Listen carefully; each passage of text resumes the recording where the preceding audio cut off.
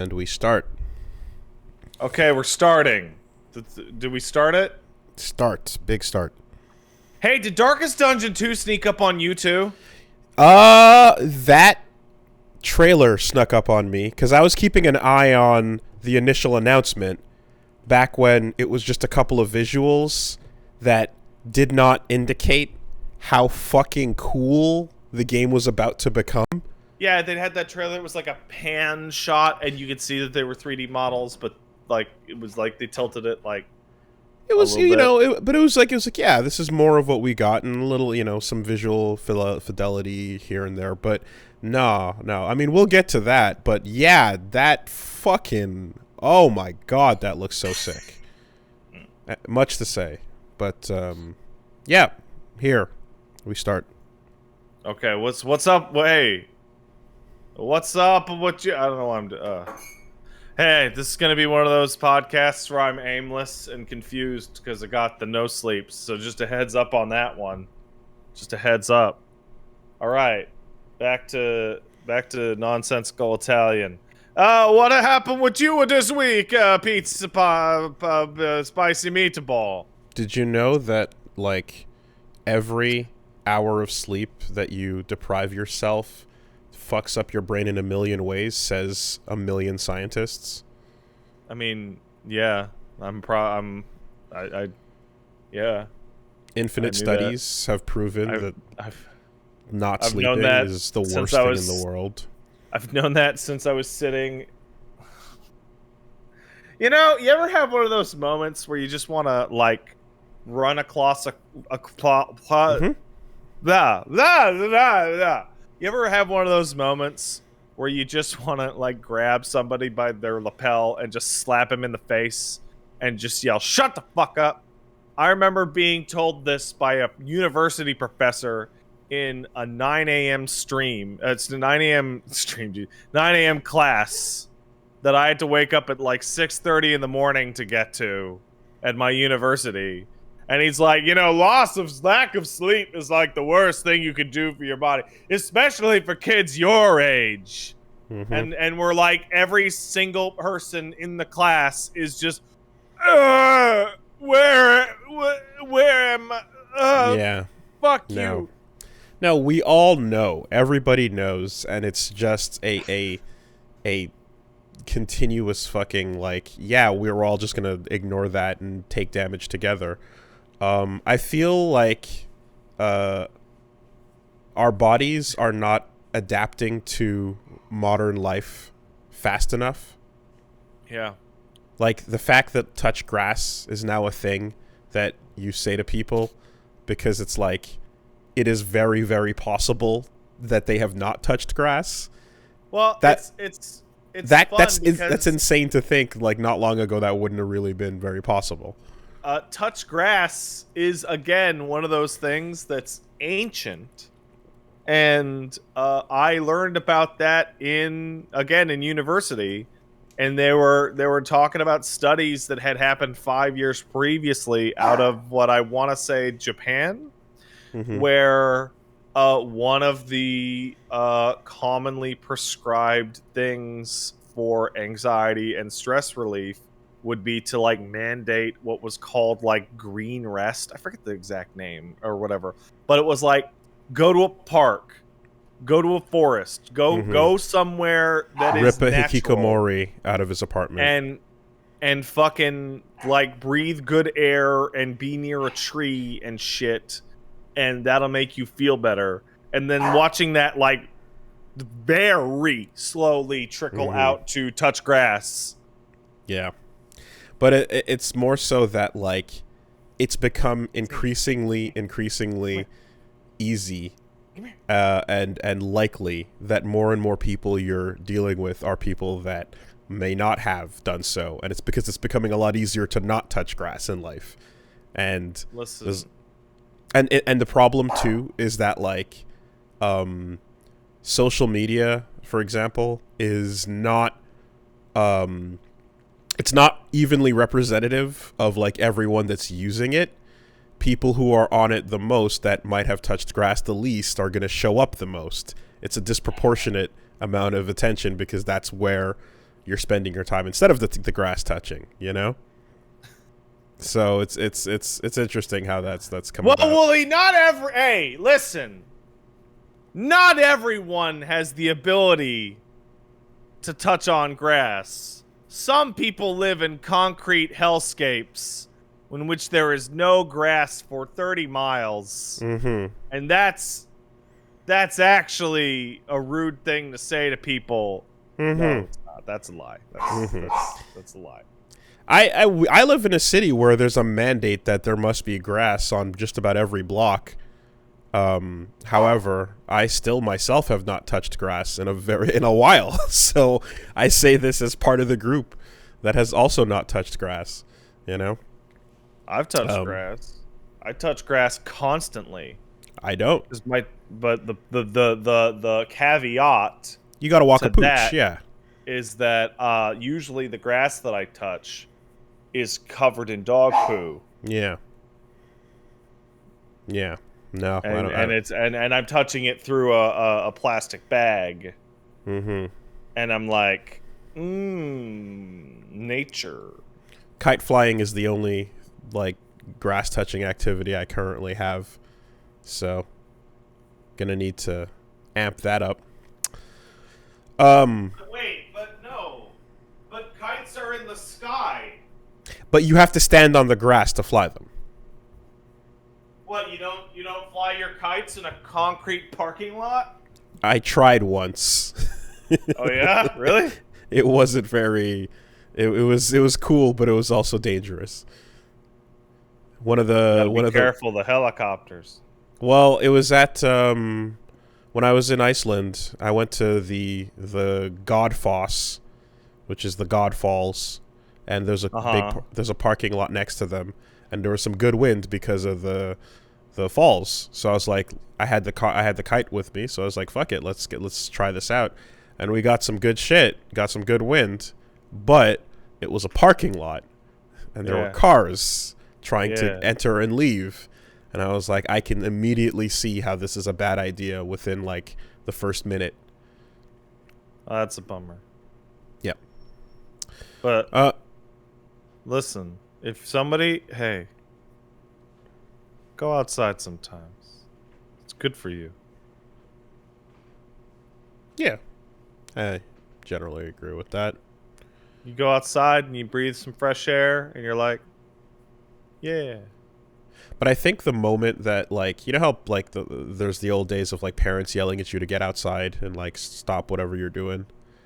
Yeah, at the time, I was outside way more than I am now. Exactly, same here. And it was still, like, you're still inside too much. And, you know, and I know that, like, my father-in-law is the type that is very, very, like, really, like, get off the TV, get off the stuff, go outside, do things, you know. But we should have seen from then that it's like, like, it's very much, it's becoming the thing to not be outside. So let's adjust for that in whatever ways we can. We're talking about, like, your parents telling you to do this for your own good. Mm-hmm. But let's be real. I'm gonna guess 4 out of 5 of those times was your parents being like, we got to get this kid out of here because we can't screw with the kid in the house. So go play baseball with the neighborhood kids, fucker. Go get out. Go. You need fresh air. You into video games. No, that's not my experience. My hyper-divorced parents were not kicking us out of the house for that purpose. Have you ever lived in a... Oh, no, well, you've pretty much been, like... Yeah, you pretty much, like, had your house and family and such. Yeah, So I had the nuclear family, but I had half siblings who did not have the nuclear family and who were right. house bouncing.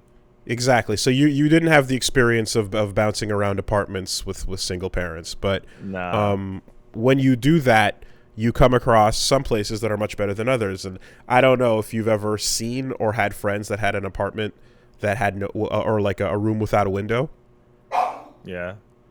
Like rooms without a window are Sucks shit. yeah, those are bad. It's kind of I'm in my basement and there's a fucking couple windows in here. yeah. No, I can see green out my fucking window right now. I look at it.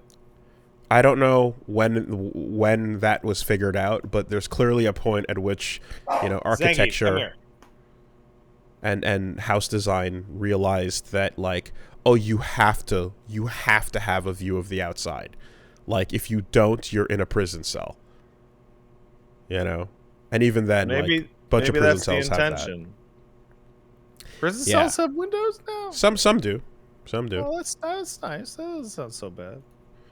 I remember a story about someone who was talking. There's someone who was telling a story about, like, they were wrongfully accused and they were in jail for many, many years. And, like, they're talking about how, like, one of the worst things is how you'd see the top of a tree, but you couldn't see the whole tree. Oh, that sucks. And it would just be like, yeah, they're trying to mentally complete the picture or whatever. I thought that you were going to say that one of the worst things that is about being in prison is that you get spoiled on all the hot Marvel movies that come out because the guards tell you spoilers and you can't do nothing. What? What story is this? No, I just made that up in my head. It's just like it's just percolating in the back, like right before this, right before coming in, I was reading an AP article about the recent Rust/Baldwin shooting, and the fucking takeaway from that from the studios is that they're gonna ban like all types of guns on set to prevent this future accident. When what actually happened was they were in a union dispute and decided to go forward anyway with a bunch of fucking idiot scabs who didn't know how to do anything safely. And then that traveled back to, remember every time Marvel has like some kind of labor dispute, all these fucking psychopaths start coming out going, this better not delay the next Guardians of the Galaxy movie. I don't care about these. And I'm like, oh, you lost me. You lost me. I mean, okay. Like, I don't know where that jail spoiler thing came out of, and I was hoping I'm just thinking of some weirdo asshole in jail going, God, I hope I don't get spoiled on the next Avenges. Yeah, my appeal's coming up, and that's but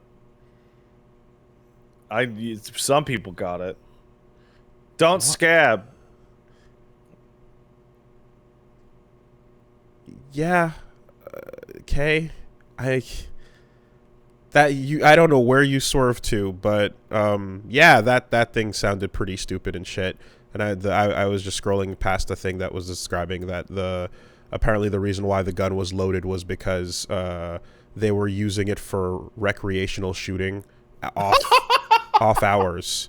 So so the person who was the weapon handler, she was apparently with some other people possibly loading up some of the guns and shooting them for fun off hours, and so that's why the bullet was in there. Okay, so now we have two direct people at fault. We have the person who did that, the armorer, you just said, yeah, and then you have the person whose job it was to check it right before handing it to somebody. That's the same person. That's the armorer. That's the same person? Yeah, her job. Fuck that asshole. Her job. The whole point of when you have like firearms props on a movie set is you have an armorer whose job it is just to handle all firearms, to check them, to make sure that the blanks in there are blanks, and then to not let anyone else touch them except for the professional, who then hands it to the people right before they shoot and says it's a clear gun. Go ahead. Oh man.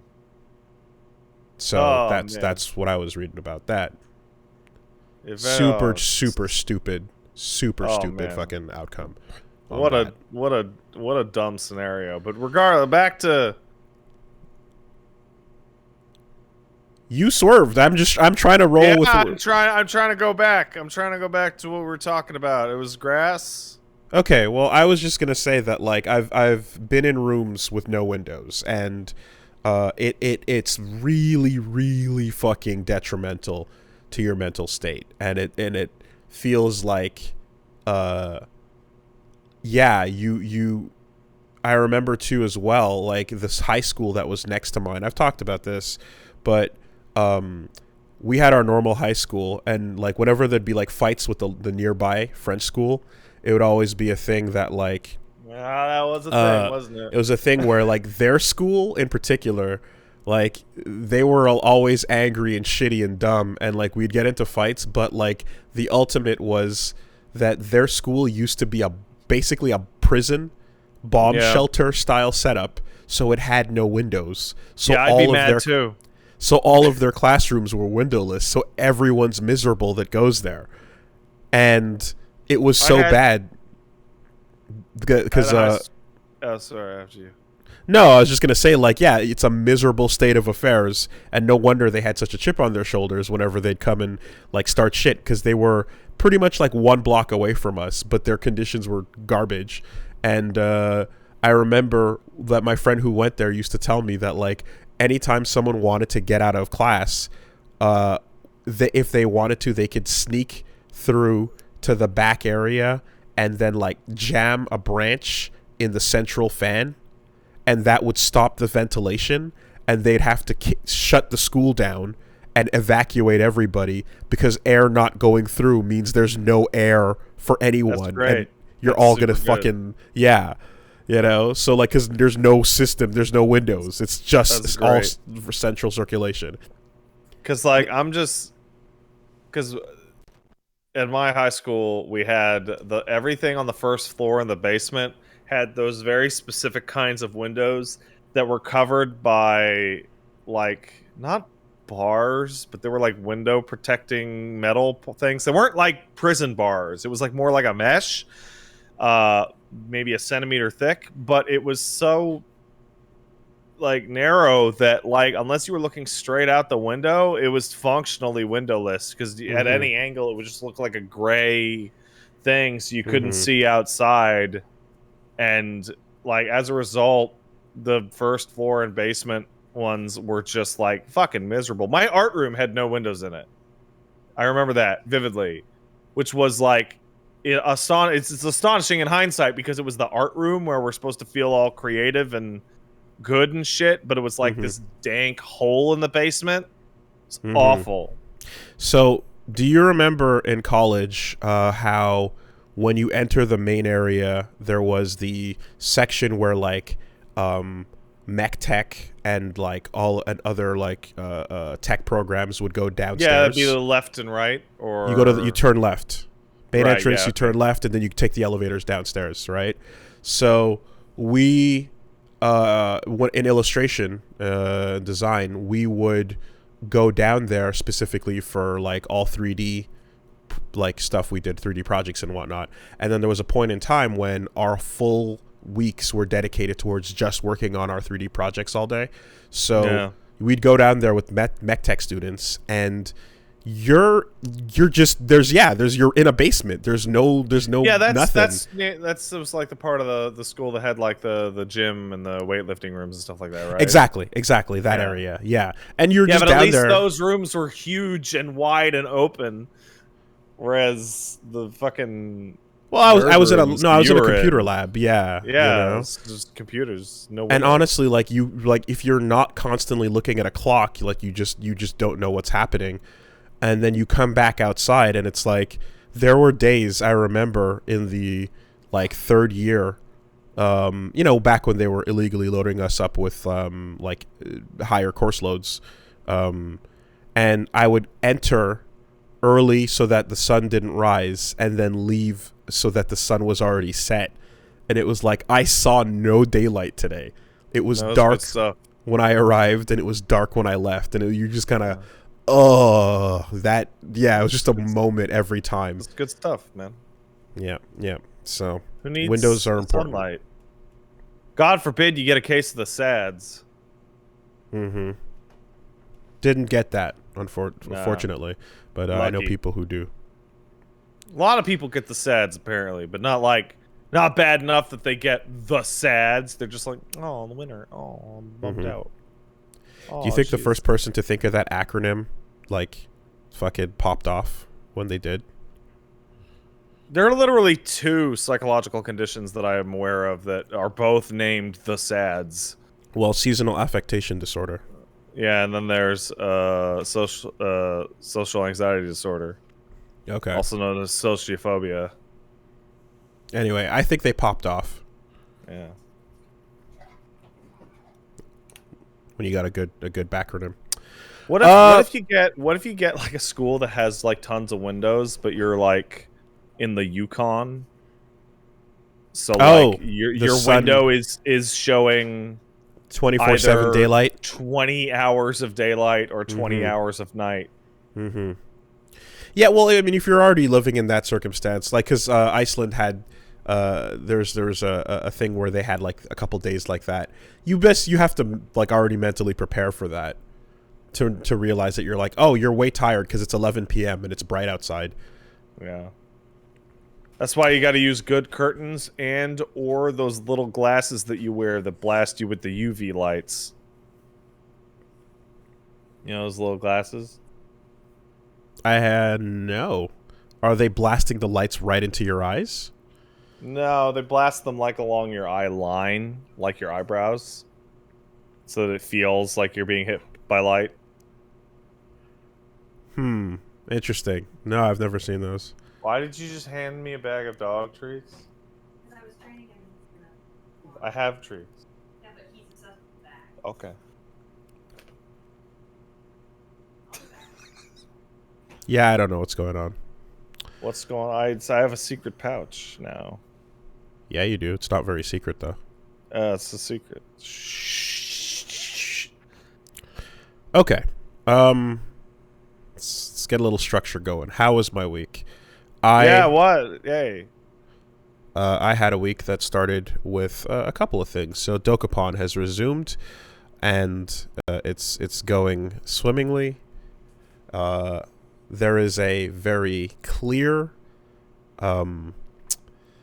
returning sensation of dread that comes with each session that we sit down to play. And it's become clear that, like, while this is the kind of game that probably needs to be played twice a week, we also really are not mentally capable of handling 2 days in a row. So it has to be spaced out. No, you can't do that. Then you don't have a cooling off period. Yeah. We unfortunately had to do a 2 in a row last week, and boy did it feel bad to just wake up the next day and just right back into it. And I don't know, like it's I don't know, it's to have a full 7 or so hours or 6 or 7 hours of just full on hatred and to then just turn it off and go back to normal and then wake up the next day and then turn on the hatred again. Yeah. It's very, very it's fucked. It's so fucked.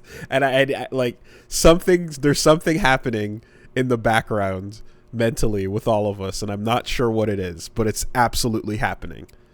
You know? I think when we switched back to like Rido one day or whatever, the day after or something, and it was just there like, was some bleed through. There was a little bleed through or something where we kind of were just like, okay, so I don't remember what happened yesterday. It was just dead time. Whatever, don't worry about it. You know, it was wow. Got blackout drunk. It was nuts, wild. Anyway, that's going and is properly immediately destroying us a little bit. So please enjoy, because if you don't, then it's all for nothing. So I really hope our suffering brings you entertainment, because if it isn't, then you know what you guys need to do? You know what you need to do, Wooly? You need to. Hey guys, we've had Dokapon's really rough. Like halfway through a session, let's all take a break, and then you should just like, hey everybody, I made you, a nice dinner, or when you make a mistake, right, and then everybody, and then you set the plates for Reggie and Min, and then you go ahead and you pick up your plate and you pick up their forks. And then you don't pick up their knives, and you just walk back to the kitchen and just continue the rest of the session thus so. Really satisfied and fed on a nice big steak dinner. But it might be nice. It might be nice to take a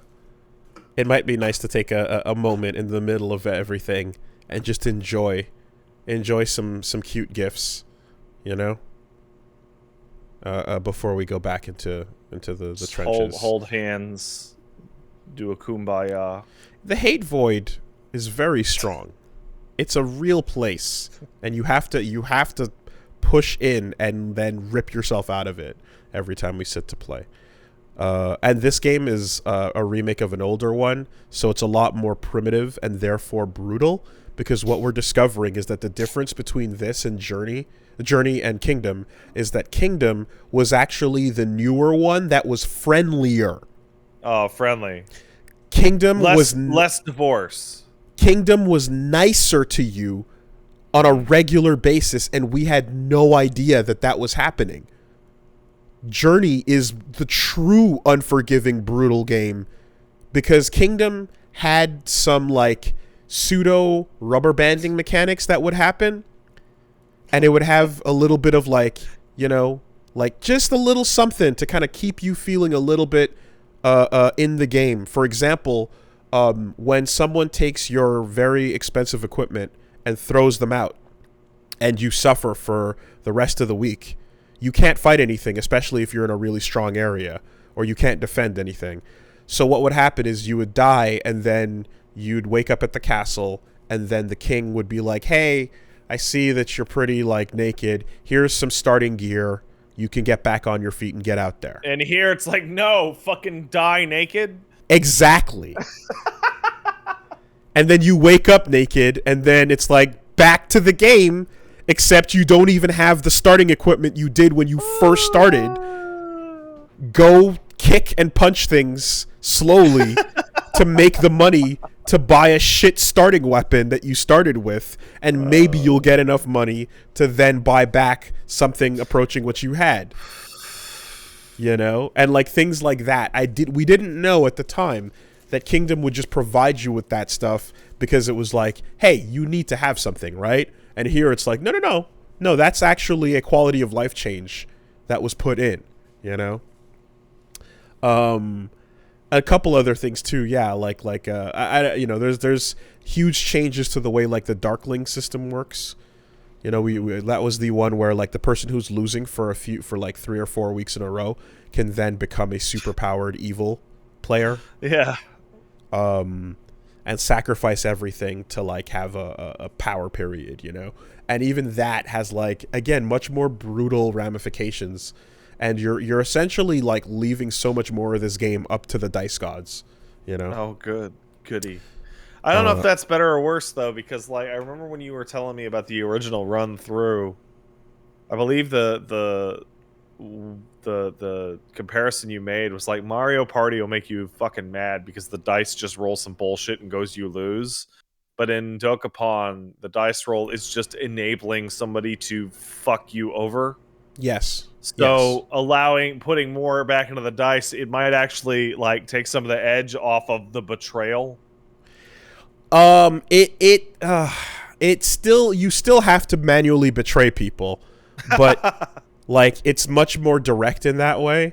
But at the same time, it feels now but what happens is it feels more hopeless, because when you get fucked over, like your way back is so much longer and more painful that you kind of just have to give in to despair, And like we've all had these moments of like, well, fuck it. I guess we'll just wait and see what happens. Fuck you. You know? Because there's just nothing to do but, like, sit and fucking pout. You know? Because things just can't go your way. So, yeah, it's a more hopeless incarnation of Dokapon. Truly. So, that sounds horrible. Please enjoy that on the Woolly Versus YouTube and Twitch coming at you. We've also... What a perfect setup to fucking Darkest Dungeon, which is the second game's going to focus on those types of mechanics. Oh, yeah. I mean, so again, we'll get into that. Probably next week, honestly. What else did we do? Well, personally, let me ask you a question. Mm-hmm. Did you see Dune? No, but I hear it's great. Great, because I didn't. Hear it's really good. That we got to dodge the awkward moment of like, oh yes, no, I didn't see it. Fuck the spice. I'll get to the spice when I feel like it. No, I'm gonna go. I'm gonna check it out soon. Yeah, I'm probably gonna check it out. Yeah. And like, what's it gonna be like without the Lynchian touch? You know. Probably less Lynchian. Less Lynchian. I might understand the movie. Maybe. So I'm also... I spent a bunch of my time doing some homework in that I have been working back through Dark Souls Remastered personally. Oh, yeah? Uh-huh. And... So, does that game not feel like a joke after going through some of the later ones? Yeah, it's kind of interesting how, you know, it's really, it is funny how, like, yeah, like, especially going through the things that, you know, I'm like, oh, yeah, let's hit that Blight Town. And then you're just like, oh, this is nothing. Just kind of walk through it. Now, to be fair to Blight Town specifically, was dramatically eased up by playing it on something that could run it at a decent frame rate. No, but a lot of that game lives in people's memories. That much is clear. But what I can... Oh, man, Ornstein and Smoke. Oh, man, it's like, wow, I one-shot them every time on every subsequent run. Like, they are not a problem. But, like, you can appreciate what these things represented, you know? There's some shit that, like, is... No, there's some stuff that just doesn't change that much in terms of, like, you go down to New Londo and... Ghosts are a bitch unless you use a consumable or curse yourself. So, you know, and then even then, like, or like the first time encountering, like, getting cursed to begin with and all that. And all these little things and going like, oh man, the petrification stones are super expensive at that point early in the game. So there's still a lot of things in there that are like, oh yeah, this is going to be, you know, you can still feel the annoyance of this. But a lot of it is not at all the challenge it once was when you just kind of you think about the rest of the franchise and then look backward at some of these, you know. It's an interesting thing though, going through it this way again and just kind of trying different shit and messing around. I'm particularly like I'm going with like a faith build. Because I haven't done that since literally the first time I touched the. It's one of the only games that you can still run a faith build in, and it's decent. But even then, I'm noticing, like, I was like, oh, but you really don't get the ability to just like be powerful up front in the way that you can in the other games, you know. So I didn't do anything like that since like literally DS2 first time I ever touched a Souls game, and now trying it here, it's interesting because like. There's some cool shit you get down the line, but to make yourself viable using faith as a big stat early on, you either have to know where to run into future zones to get stuff. Need a break? No, I'm good. Okay. Just trying to covertly have a dog conversation in addition. Okay. Yeah, so you basically, if you're going with like faith and as I'm doing here, you have to either like know where to run to get like good things for that stat right away. Yeah, there's a way less faith spells overall.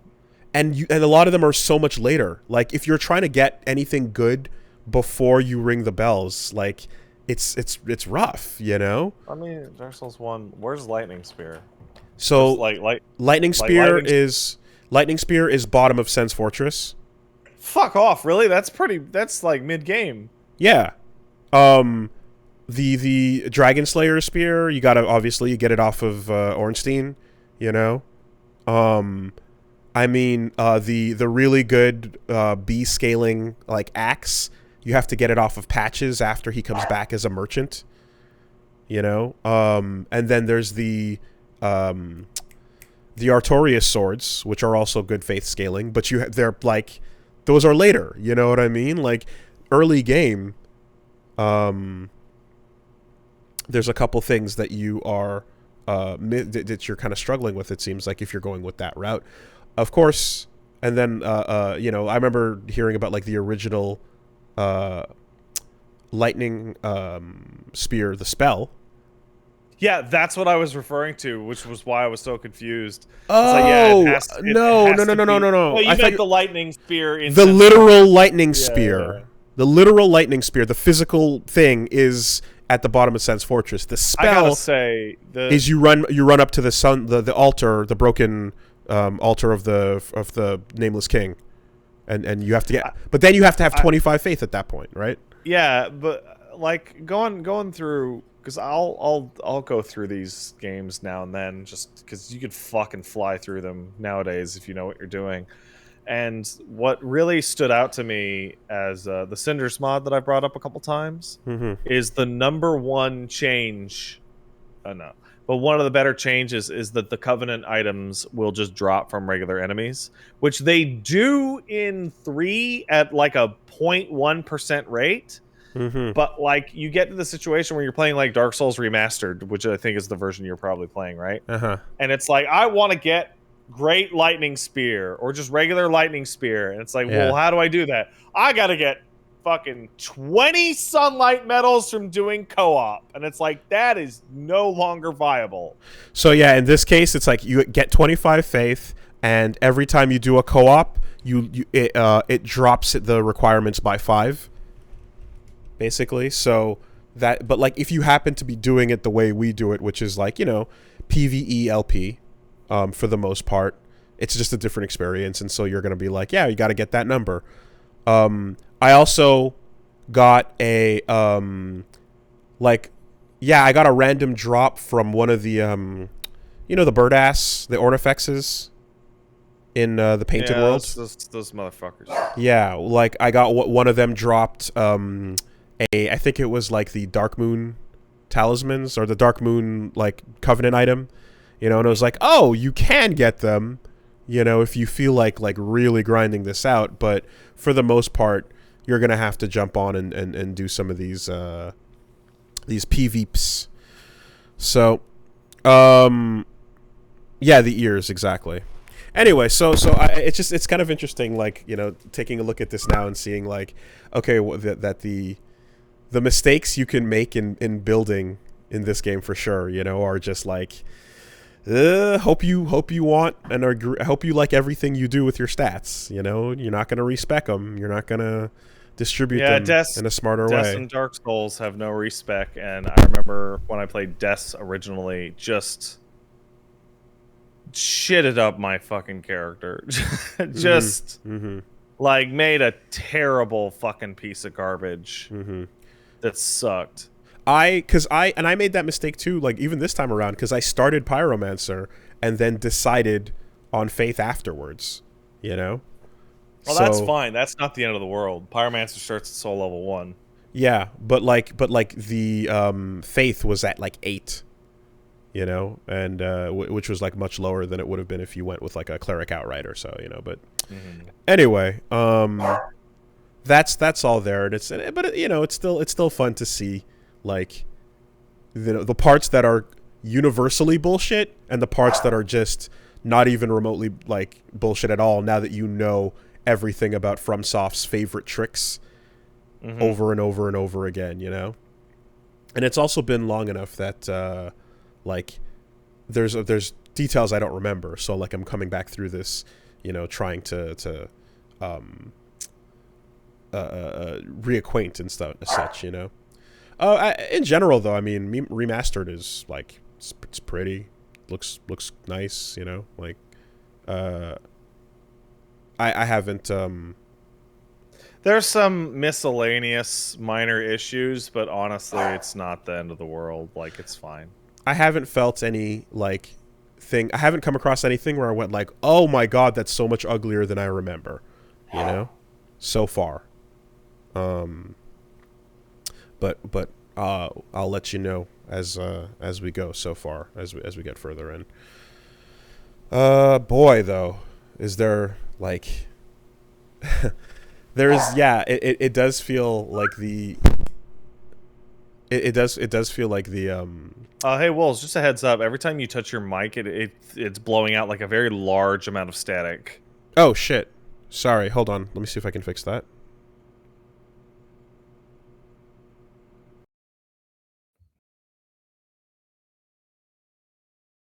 Just pulling off my headphones for safety.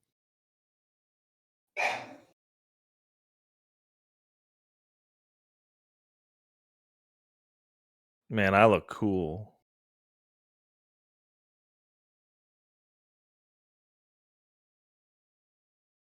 I look super cool right now. Hey, check out my halo.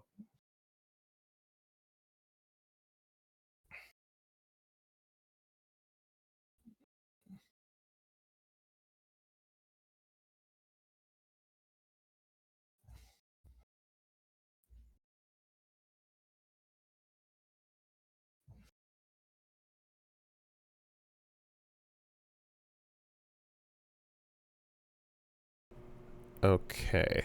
I think it should be all right. My head from the space rays. I'll just stop touching it and then figure this out later. What was that? I said I will. I think I might have fixed it, but I'll stop touching it for now, and I'll figure this out after we're done. Just Okay. quit touching it. Yeah, but it's also a problem to fix. Yeah. Okay. So yeah, gonna be getting into that soon. I don't think I'll be able to make it all the way through by the time we start. I was hoping to. Yeah, but that's I mean, all the way through by the time you start, that's not necessary, right?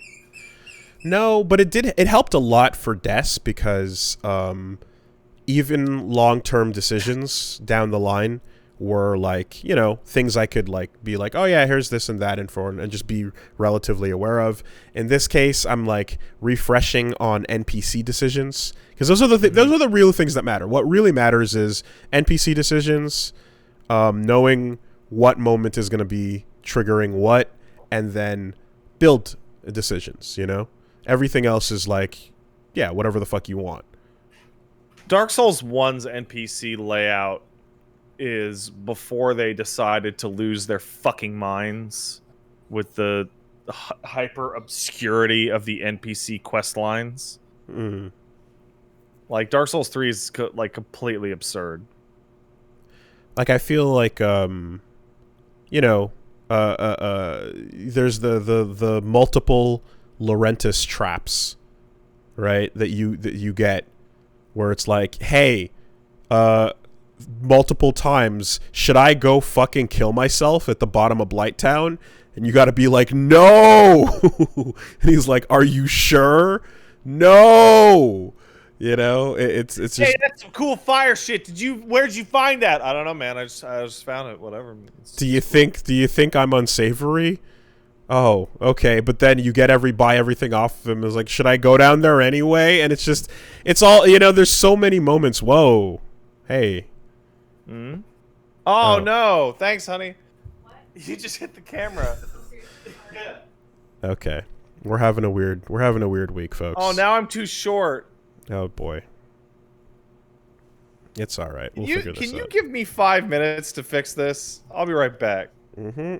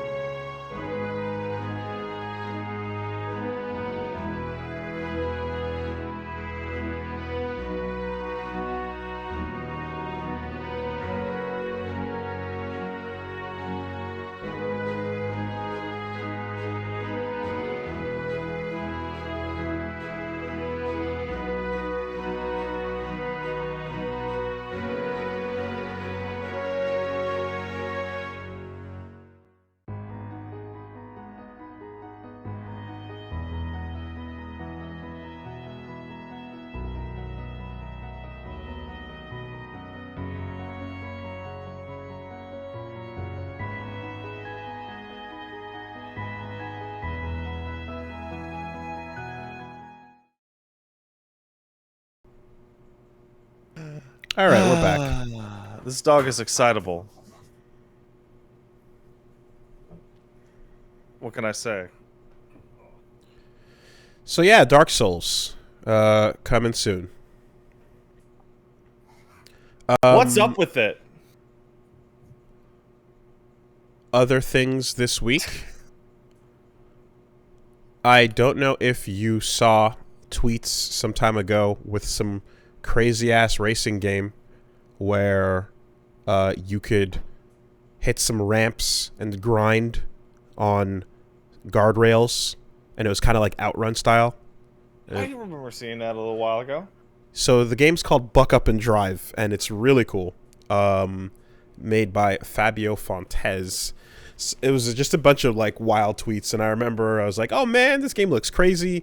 You can speed boost and jump, and then when you jump and you flip in midair sideways, you can land on a guardrail and then flip off of the rail and then land back on the road." And it was just Tony Hawking it down the road, you know. And then one day, dude was like, so I was in the shower and I thought, fuck it, let's put a versus mode in this thing. So it's a racing game where you have 2 life bars and you're driving side by side down the road, and you can slam into each other, jump, air bomb, and do other kinds of wild shit. And you have to kill each other essentially. And you pause the game and go to the move list, and you're seeing half circles and quarter circles and like flash kicks. A half circle in a driving game seems like one of the most bizarre inputs possible. So in this case, it's half circle while drifting. So hit the drift button, peel sideways, and then when you build up enough meter and you're going like right, then do half circle left back to right, and then you do a spin, you know, or if you're going left, you reverse the input. And then like other moves, you know, like again, like you can do like a quarter circle, and your drift meter is basically your EX meter. It determines like the strength of your moves. Or you can let the drift go and then get a boost, which also slams into them from the back. And then there's a whole basic like game of racing ahead and trying to attack coming backwards, or going on to the side, slowing down, and then trying to position behind them. And you have tons of air mobility, and it's a car fighting game, and it works. Is it any good? It's amazing. It's really fun. Buck Up and Drive is what it's called, and we played it on Fisticuffs, and not Fisticuffs, on Get Into Fighting Games, and it was incredible. Oh, shame! And it's almost as embarrassing as the time I gave the wrong email. Almost. Yeah, I think you guys should check this out. It's amazing that this hasn't been done sooner, and that there aren't more. And of course, you're looking at this and going, all right, I know the point of this game is not the versus mode. I know the versus mode was just a shower thought that became a reality. But god damn if I wouldn't want to see this get developed as a thing that was like, okay, so we got a grappler. It's a 4x4. And when you get close to it, he can slam you, you know, but he can't go as fast. Or we've got a nimble car that can speed past you and can like side switch on you, and is more of a glass cannon and can do setups, maybe leave an oil slick, and then all of the things that you would love in car combat, you know. I think you know, when you play any car combat game or kart racing game, you touch on some of that stuff. Twisted Metal, of course. Man, there is still not a better car combat game than Twisted Metal Black. Yeah, I mean, you know, there's what's the Vigilante 8? That was good, but it just didn't have the right, you know. But the thing about this that's fantastic is that it's car combat, but it's like you're not on a map, kind of driving around the arena in battle mode. You're racing. Finish first. No. It's not finish first. It's destroy your opponent. Oh, there's no real race? No, there's no race. It's just a fight. but it's down a road, it's down a straightaway, and you're always engaged with each other. Okay, so that is closer to something like Road Rash then, I guess. Just Yes. You're gonna keep looping. But Road Rash also has like again that kind of like racing aspect to it a bit, right? Where here you're locked on camera with your opponent. It really is like no fucking fight, and that's why it's like I compare it mostly to a fighting game instead of a car combat game, because in a car combat game you can drive away from your opponent and like run somewhere else on the map and regroup, get more ammo, whatever. Exactly. And in a kart racing game, you can just, ignore, you can get the items and just race and, lap your opponent and win that way. Here, you're on the same screen and you're not stopping till one of you dies, So, that I really, really like, and it makes it a really, really fun mode. And you immediately just want to, like, brainstorm ideas, give a car a double jump and let it float like Dalsim if it needs to, and just all the little things you can take from existing fighting and just put it into this type of system. It'd be unbelievable, So I highly recommend it. I haven't played anything like it. Only similar things in these ideas, but nothing that actually plays out like a car fucking fighting game. This reminds me of, you ever play the Mutant League hockey or Mutant League football? I haven't. So those were obviously based on, what if your hockey or football players were monsters, yada yada, and you could like kill players. You just kill them. Like you check them hard enough, they would explode, and you could like attack them in various things. And I would play with my brother, and we like very quickly discovered that like these were hockey and football games in name only. Right. Because we played it for multiple weekends and did not get a single game that ended with a point total victory. It was always, you have killed so many of the opposing team that they cannot field a 5-man or what have you on the field. And so it was actually like a hockey or football flavored murder game. And this is kind of, it's like, it's a racing game, but it's really just car murder. Yeah, you know what actually might come closest of all these games?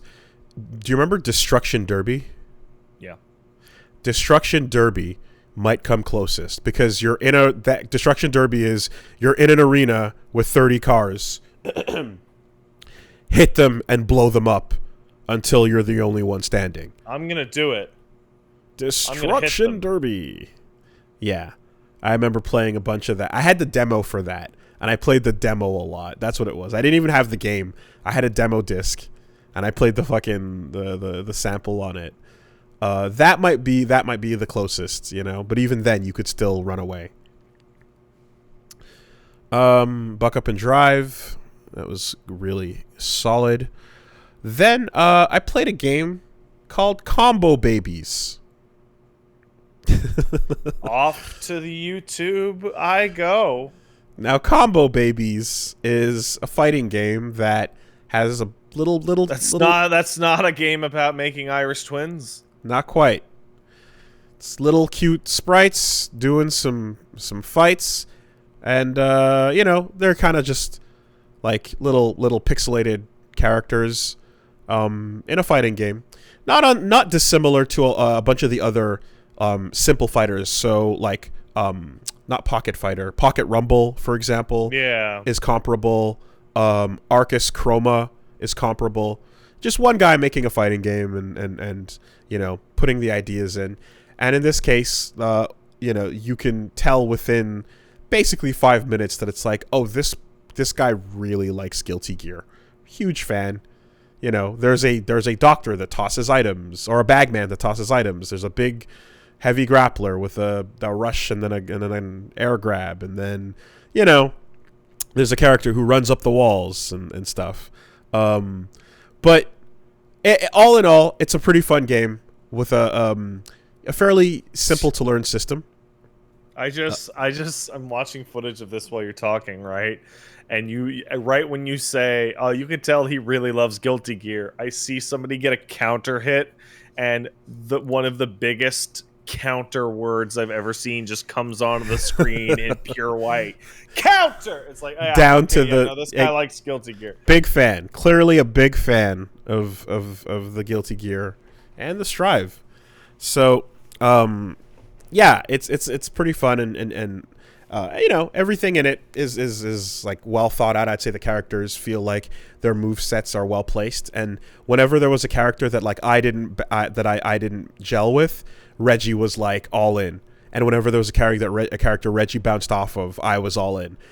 So like there's definitely a nice like variety where it just kind of it appeals to different styles of players and stuff.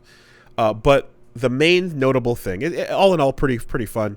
But the main notable thing is that this is someone who clearly plays fighting games and understands quality of life.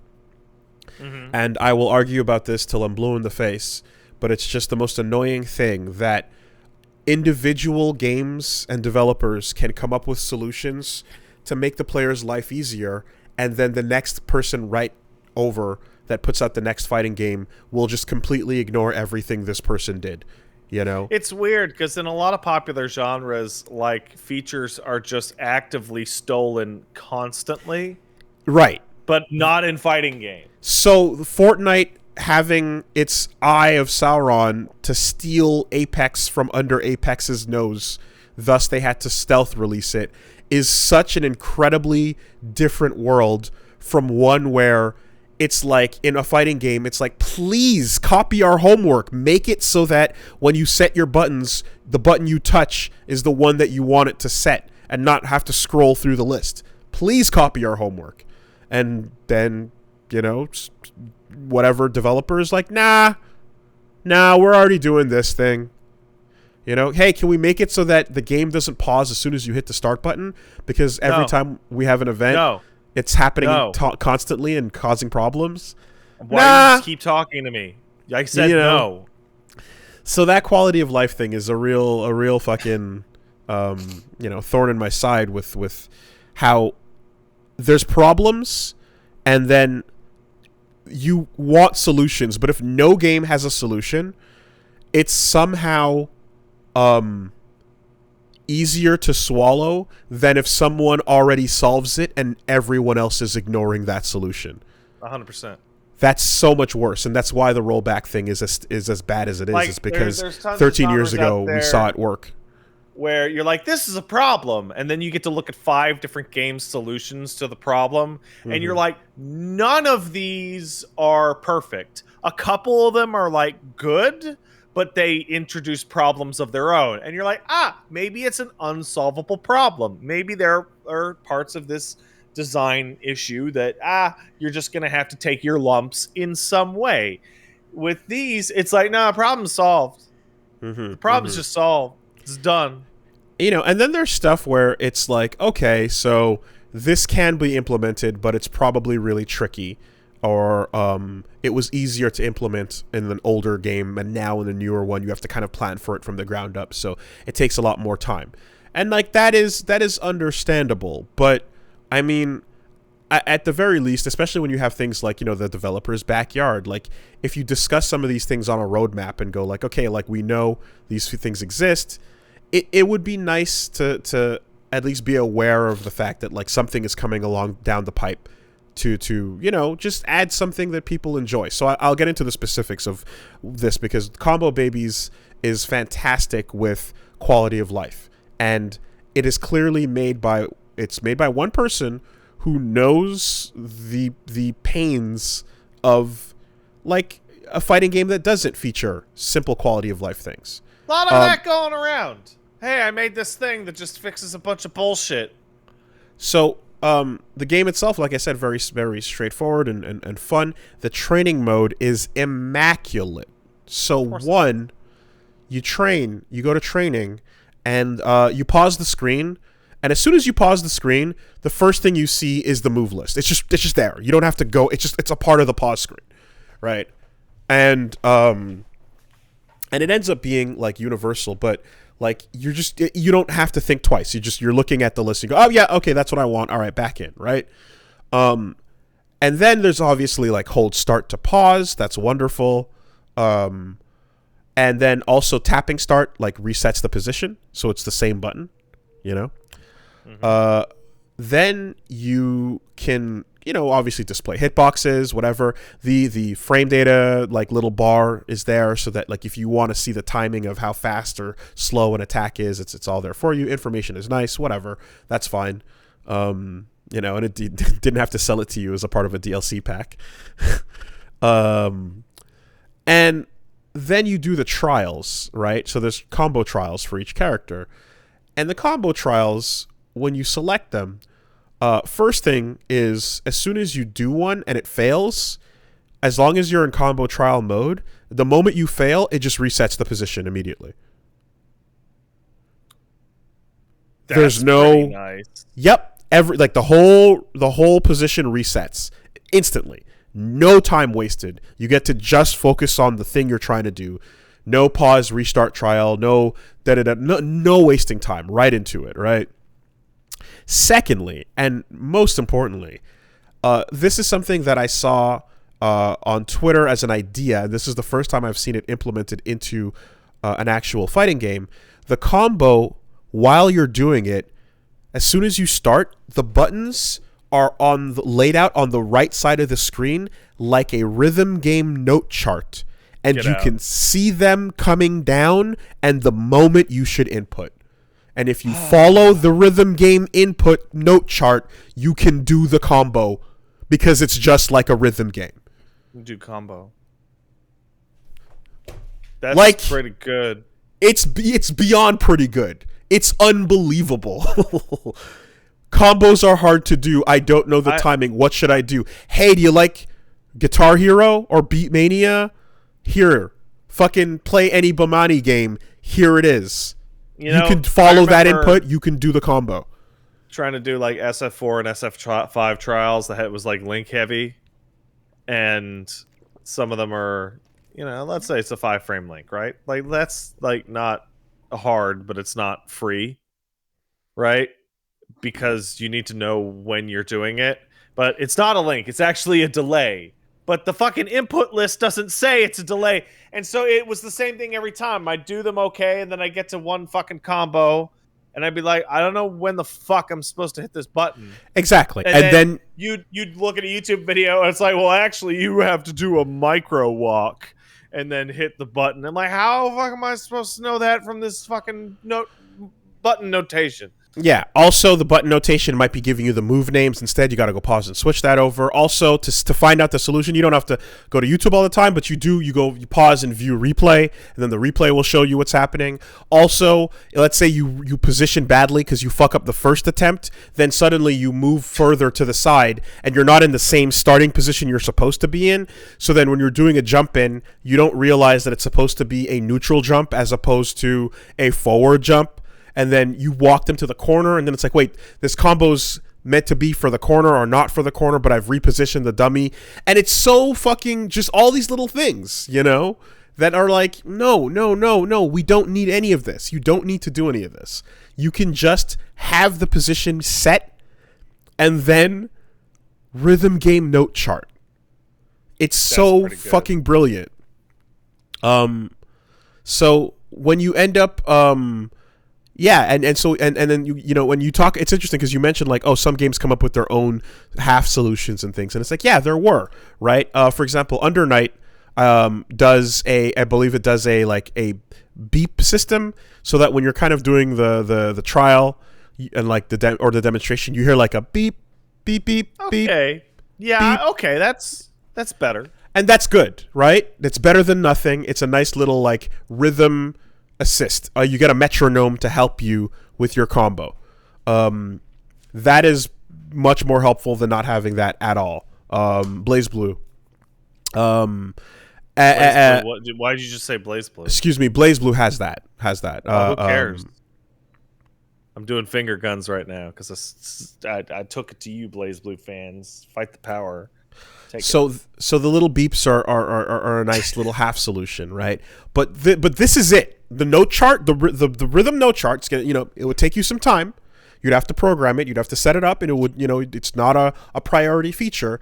But that is the definitive answer to this problem and to teaching people how to do combos and how to solve that. This is it. You don't have to half-step it anymore. Anyone who wants to make combo trials better just has to do what Combo Babies did. But who the fuck is going to do that? Oh, good old Combo Babies. And then, and I mean, and then there's, like, I understand when, to reiterate, like, let's say, remember when Guilty Gear Accent Core got updated the other day? It got rollback. And then when it got rollback, it also got a really sick feature, which is replay interruption, where you can watch a replay and then stop it where you want and take control of the replay. Right. Awesome. Unbelievable, unexpected feature. Holy shit. Right. And the nature of the code in the game allows them to do this. And I don't think every other fighting game can implement that. If they could, it would it'd be great. It seems hard. It does. Even rewinding is hard because a lot of fighting game replay systems are just input recordings, right? Mm-hmm. So it's an input recorder that will start round one, fight, and then it plays out the recorded inputs. But if you have to rewind, it doesn't always keep positional information. It just knows to play out a normal game in forward moving regular pace time. And you can fast forward the inputs and fast forward all of that, but to rewind and go backwards, it's not really planned for that because it's actually playing a live match, allowing you while dropping the inputs in. So you understand that, right? But this is one of those times where, like, they came up with an amazing feature that, just happens to work here. I'm not going to ask that every new fighting game has a replay interruption system. It would be amazing if it did. You should ask that. It'd be amazing if it did. But, like, it seems something that seems like something that was like a fucking just a miracle feature born from the work they were doing with rollback. But something like this, combo notation, rhythm input, style, and just simple resets, simple ways to learn, quickly displaying the move, like just things like that. I'm like, man, this little indie game fucking killing it with the quality of life. So here's another one that we have where it'll be ignored forever until it eventually isn't, and it'll take a long time for bigger games to notice that this was a thing and to start implementing it. I really, it hurts so much in this genre how little other games copy each other's homework. No, don't worry, you'll never see this thing again, ever. Ever. Well, the thing is some studios are more likely than others to implement them, usually Western ones, right? Them's Fighting Herds might implement something like this because they actually do that kind of shit, right? If KI was still being developed, they might implement something like this. But, the Guilty Gears and the Street Fighters of the world, probably not. Sadly, it's just not in the cards. It's not in the list of quality of life features, and there's bigger fish to fry. There's bigger things to tackle and to fix, like getting the press start screen to go from 3 minutes to 45 seconds, So anyway, Combo Babies, fun little indie fighter, fantastic feature set for quality of life, and I'm gonna be pointing to it. And then people are going to be like, what the fuck is Combo Babies? And it's going to be like a game that you should go take some lessons from. You got the Combo Babies shirt on during your next interview with, like, Harada or something. And you're like, when are you going to step up to Combo Babies? And then he gets mad and fights you.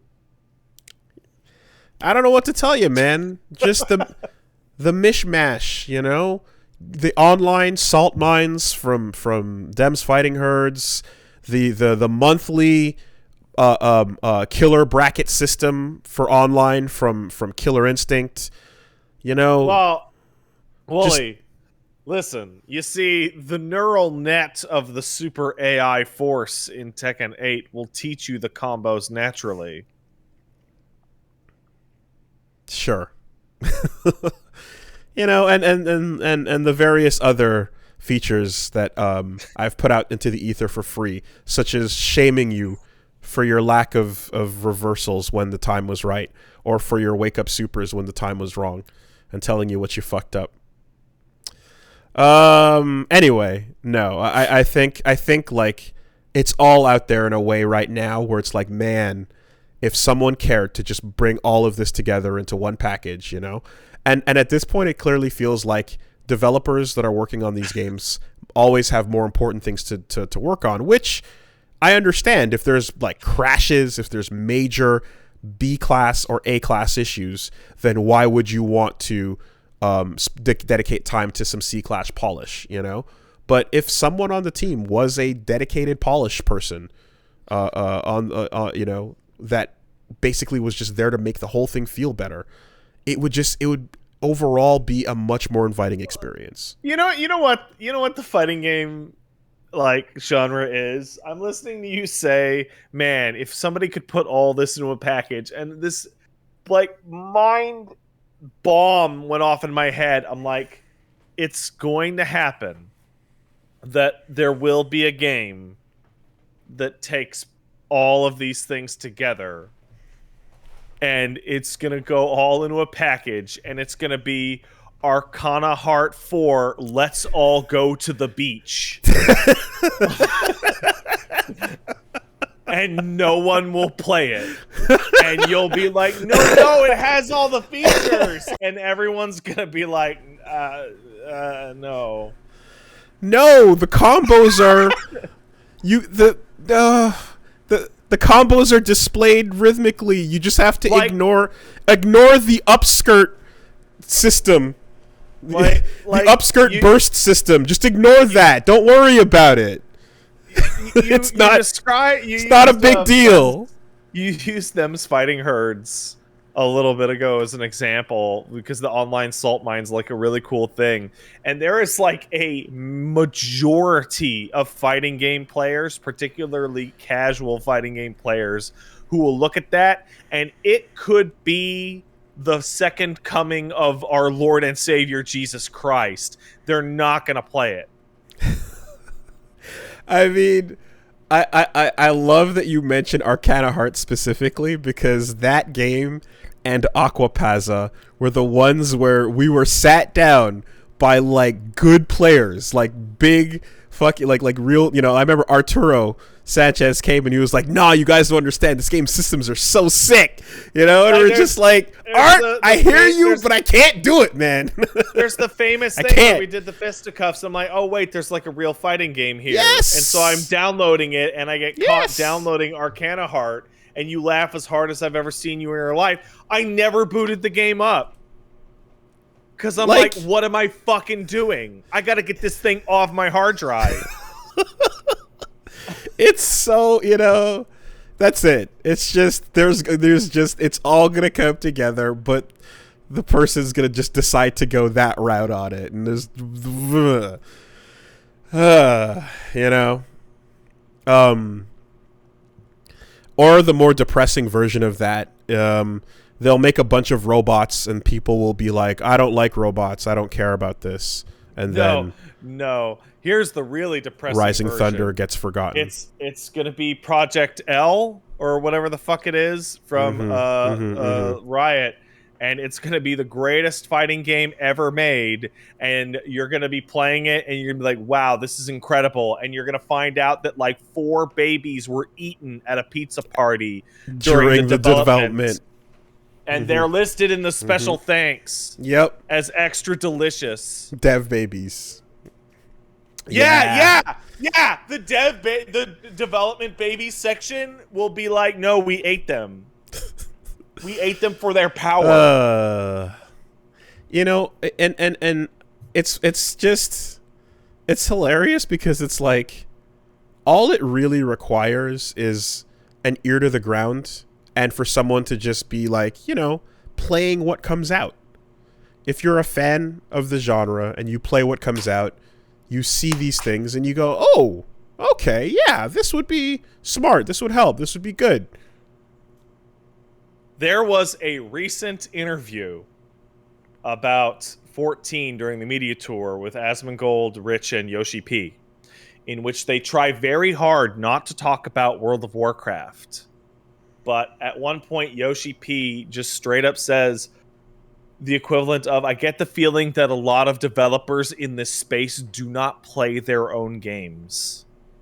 And a big laugh was had by all because he's like top of the board, like one of the best black mages in the world at his own game. And the reason he got that job was because he was the MMO dweeb in the company that wouldn't stop yelling at them that people in the MMO division had to play World of Warcraft, because people who made the original version of FF14 did not play World of Warcraft and didn't know what the fucking market was like. Yes. And you get the feeling that, like, a lot of fighting game devs play their game.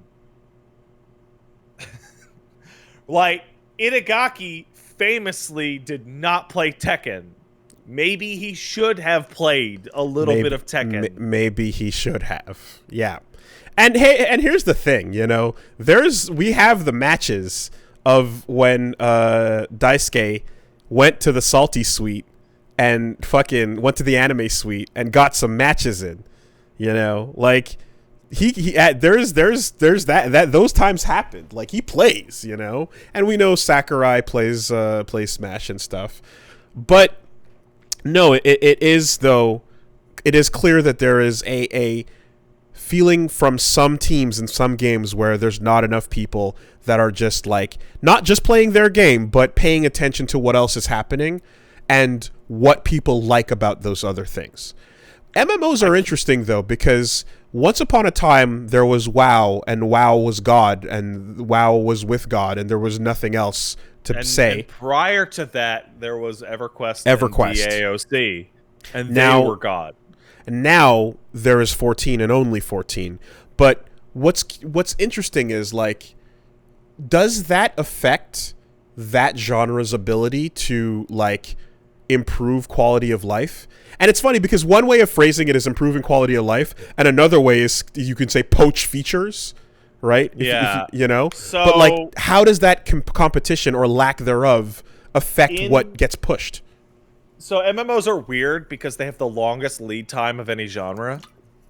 It takes by far the longest to ramp up to a new game. They're always like a couple of years behind. The Smash success MMOs, I will likely forget a couple of these, but there was Ultima Online, there was EverQuest, there was World of Warcraft, and now there's 14.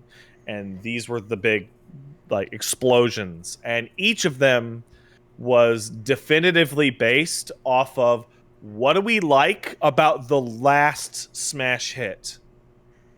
And what do we not like? Let's try to mitigate as much of the stuff that we hate and then put our own spin on our own stuff for each of them. So World of Warcraft, like, was designed very strongly in the realm of EverQuest with the idea of what if we just took everything out of EverQuest that sucked shit? What if we just took it all out and then put our own good stuff in? But the important thing was to take the parts out that suck shit. With 14, the distinction is much, much more obvious because it's what if we took the part of this game that sucks shit and removed it, and that ended up being literally everything. Like, all of it, and starting over. Games that didn't focus on that tended to be licensed or try, like, a dramatic new thing that in many cases did not work out very well.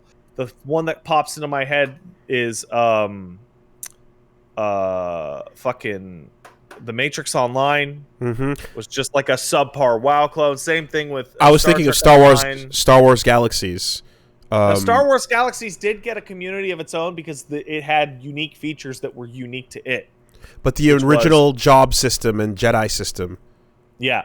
But the Jedi thing like obfuscated the fact that it did have an interesting class system because there were a bunch of completely non-combat classes, Right. like entertainer and yeah, merchant, and that was true. a cool idea. No one else does Right? that now currently, do they? Not really. Okay. Like you usually have your battle classes, your crafting classes. Wildstar gets a special note for promising looking, but the management of that game killed it. Wildstar? Yeah, Wildstar. What? God, what was it? It was they had some kind of data loss, and discovered that there were no backups. Oh, okay. So it was like a loss. It reminds me of like Black Desert in Russia. The company that they contracted out to run it just didn't run server backups at all. Oh. And so there was some kind of catastrophic failure on the servers in the Russian client of Black Desert, and it was just like, well, It's gone. it's gone. Hmm. And You know, I was going to mention... You're done. There's Yeah. no future for that. Yeah, no, you destroyed everybody's shit.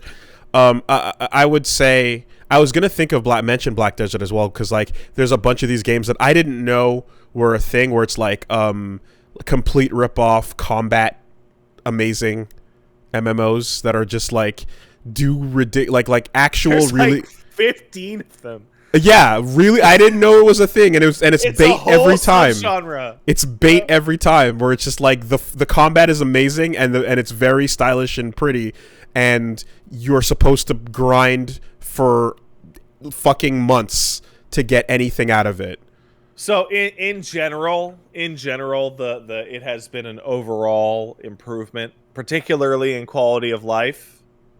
But it's really slow.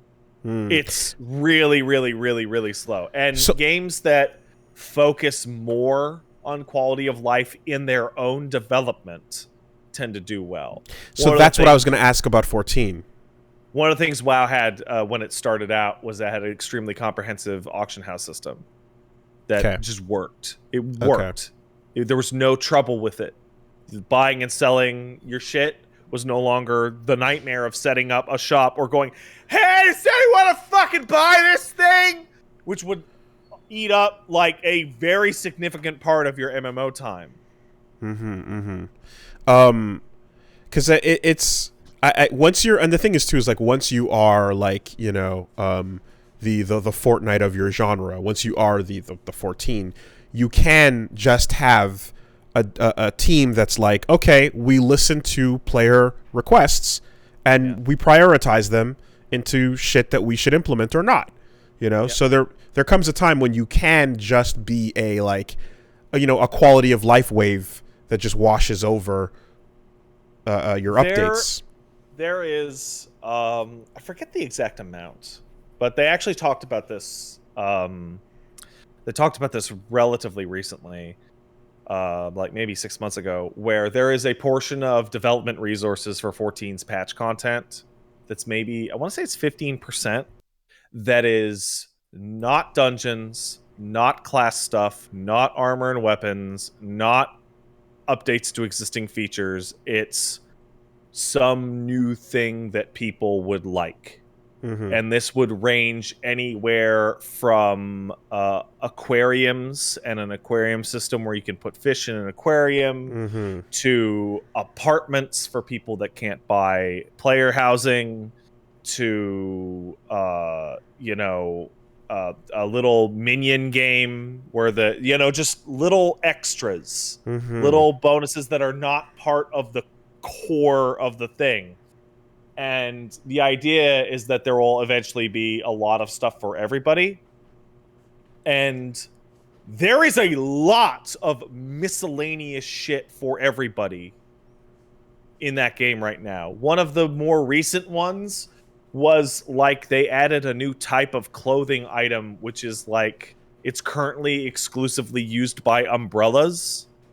But they're like, hey, here's a new type of item that you can have that is just a cosmetic that you can hold in your hand. And here's some fancy umbrellas and parasols that will likely be expanded in the future. But it's just this tiny little thing for the people that would actually like it. Yeah.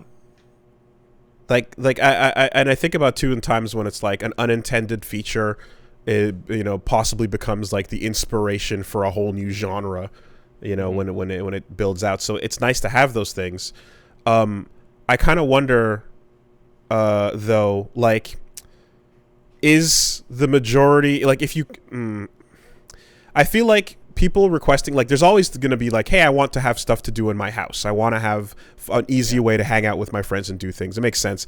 And in that regard, a lot of people's requests are going to just be like, I want a faster horse, but instead of requesting the existence of a car, you know? Yeah. So the number one thing is always to remove something that is a negative experience. So the best example I can give for that is that it used to be that you could not queue up for a dungeon if you were in a party, because you're queuing by yourself. You're doing a roulette. You have to do it by yourself. The problem was that your chocobo counted as a party member in the game system. So if you were leveling and doing side quests as a DPS with your chocobo out, you couldn't have your chocobo, or you had to choose to have your chocobo out or queue up and do stuff while you waited. And it sucked. So eventually in the back end, they fixed it. So like, okay, the chocobo is no longer being counted as a party member for the purposes of this thing. Okay, that's not a feature add, but it is a negative experience removal. Removed, yes.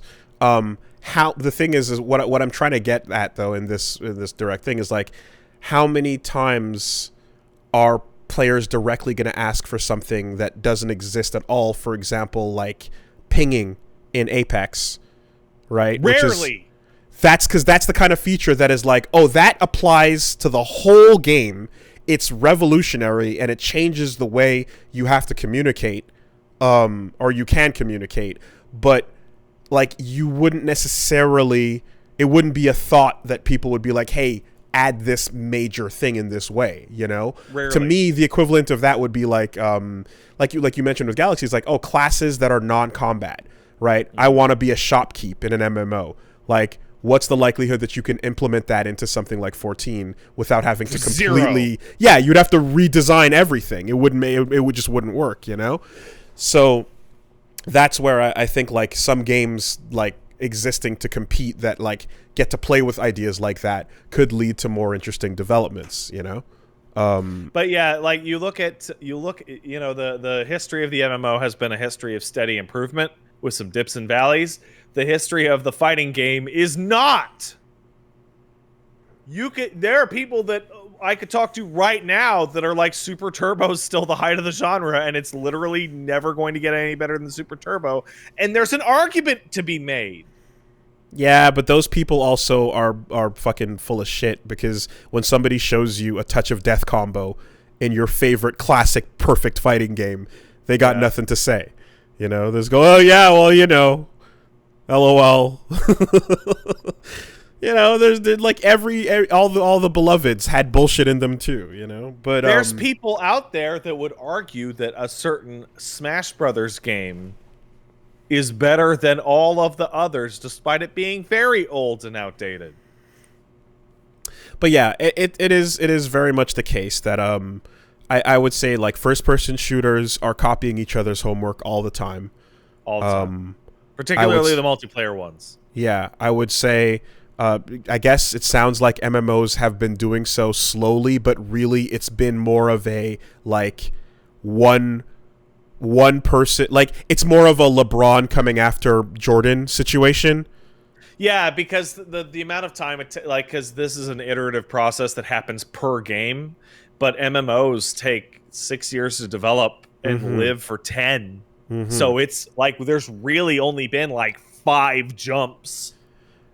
And fighting games are just sitting in cubicles, and when someone comes along and perhaps suggests an idea, some cubicles decide to take out a fifth wall and put it above the cubicle to further lock themselves in away from the rest, you know? Yeah. Well, interesting. It's an interesting thing. Man, fighting games sound like they suck ass. They really don't. They're something so great.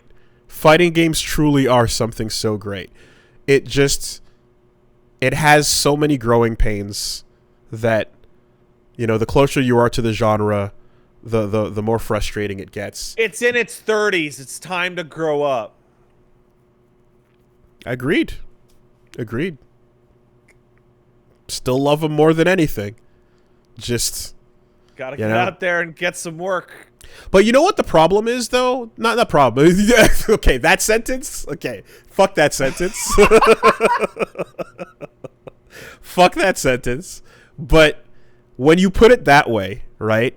If I were to tell you that, but all 30 of those years have had the same board of directors and decision makers deciding to not do anything, then what are you supposed to say? It's like, no, this company has decisions made from the top down, and there's individuals that come on and take on these projects, and usually, you know, they can influence things strongly, but there's overwhelming decisions that aren't going to budge because that group of decision makers has not budged since the time you and I were kids. So why would anything change? The other thing is, like, I think using the MMO as an example is a good one, but we can use FPS. Like it's interesting to look at genres and find out, like, how much has it improved over its lifetime. Right? So, like, fighting games are similar to platformers in that, like, if you're gonna keep it in this style, there's only so much you can improve the core of it, right? Like, let's take extraneous features out. Yes. Like, let's compare Street Fighter 2 Turbo to Alpha 2 to Third Strike to SF4 AE, you know, to SF5 current, right? Like, the core of, like, I want to play this and I'm having fun, they're of relative similar quality, right? Some are better, some are worse. You look at MMOs, and it's like, yeah, I'm not hopping on to play fucking Ultima Online any day soon. Yeah. Like, it's a completely different game. Significantly worse experience than any contemporary of it today. Whereas you look at a platformer, I'm like, Mario 3, you could still have a nice argument that that's just as good as Odyssey. Right? Because the core of the platforming is such. So what do? You pretty up the outsides, right? Mario games get better graphics. They get a 3D. Now there's the baby mode that comes and helps you if you're a child or you're terrible at video games. The music is better not composed, but better orchestrated, etc. Right? Fighting games have gone, what if it looked nicer? And what about this feature, this feature, this feature? And then the technical jump on fighting games would have gone into online play, but then it didn't. And now we're back to the rollback discussion. Well, because the world got itself in a goddamn hurry, and they weren't ready for it. You know. Now things moved too fast, and it became too online too quickly. But it's a difficult comparison though, because whereas fighting games have that same core that you're discussing that can be shared by most of the games, MMOs are unique, are mainly about the fact that they have a whole lot of players connecting to the same server playing the game with each other. But that's the similarity, and that's in some cases where the similarities end. Ultima is a completely different game from WoW and 14. The easiest way to describe it, WoW and 14 have one extraordinarily core similarity. They're about a group of people that tackle battle content that will either roughly or strongly fall into what's called the Trinity, which is healer, DPS, and tank, right? Sure. There are MMOs in which the Trinity just doesn't exist. Yeah. EVE Online doesn't have the Trinity. Guild Wars doesn't have the Trinity. Well, I was gonna say, like, to put that in the same genre as Grawl, you know, which is the Link to the Past MMO where you walk around and just attack things, and you're just in an online environment, and it's very large, and you're not doing raids, you're not looking for groups, you're not planning out any patterns or learning how to fight boss patterns and things like that. You're just swinging your sword in an online environment with a fuck ton of other people connected to you. And that is still the same genre, right? So that is a widespread categorization versus fighting games, which are a much smaller, more precise thing. And what if I fought a guy, but it was in 3D and I could sidestep? Yeah. Wow! That's the variation we're talking about. And I would also say that, like, games like Siege and TF2 versus games like Call of Duty, and other FPSs are all really, really functionally different as well, you know? But it still is, it all fits under the large banner that is FPS. So the comparison between, like, how you expect things to grow, I would say that the scope for fighting games is much more limited by design and by nature of it being a limited definition. Mm-hmm. You know? Anyways. I'm glad we could come to this conclusion. Fighting games bad. MMOs good. We did it. We solved it. Yeah, the more you love something, the more you see the fucking pimples and flaws. Oh, yeah, that's why everyone asks me when I talk about 14, why do I hate 14 so much? I'm like, do you have any idea how much 14 I have played over the past 6 years? A lot. And it's why the best fighting game players in the world would be like, LOL, this game's ass. And they know more about it than they know about their own families. Yeah. You know what I mean? Like, it's like, yeah, you play it every day, train constantly. I spend 20 hours a week grinding out these matchups. Game's ass, though. You know, it is what it is. The final point I want to bring to this analogy here is the thought process of, again, it's 30 years old. It's time to grow up. Okay, so what has been holding? Why can't the WWE fix all its problems and finally step up? You know, and do all the things that AEW to live. Because Khan Ra runs the company. Continues to shuffle the mortal coil. What are you supposed to do about that? You know? So that's it. Like, you're looking at the product of one man's ego and business decisions and thought process, the successes and their failures. And Speaking you can't of which, expect changes until that's gone.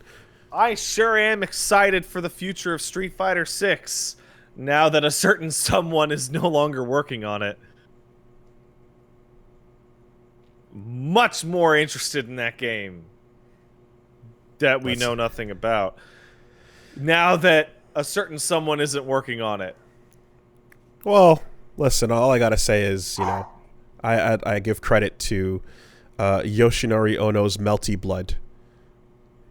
It's quite an incredible product. It's a very fun fighting game. It sure is. And I really enjoy it, and I do recommend people play it.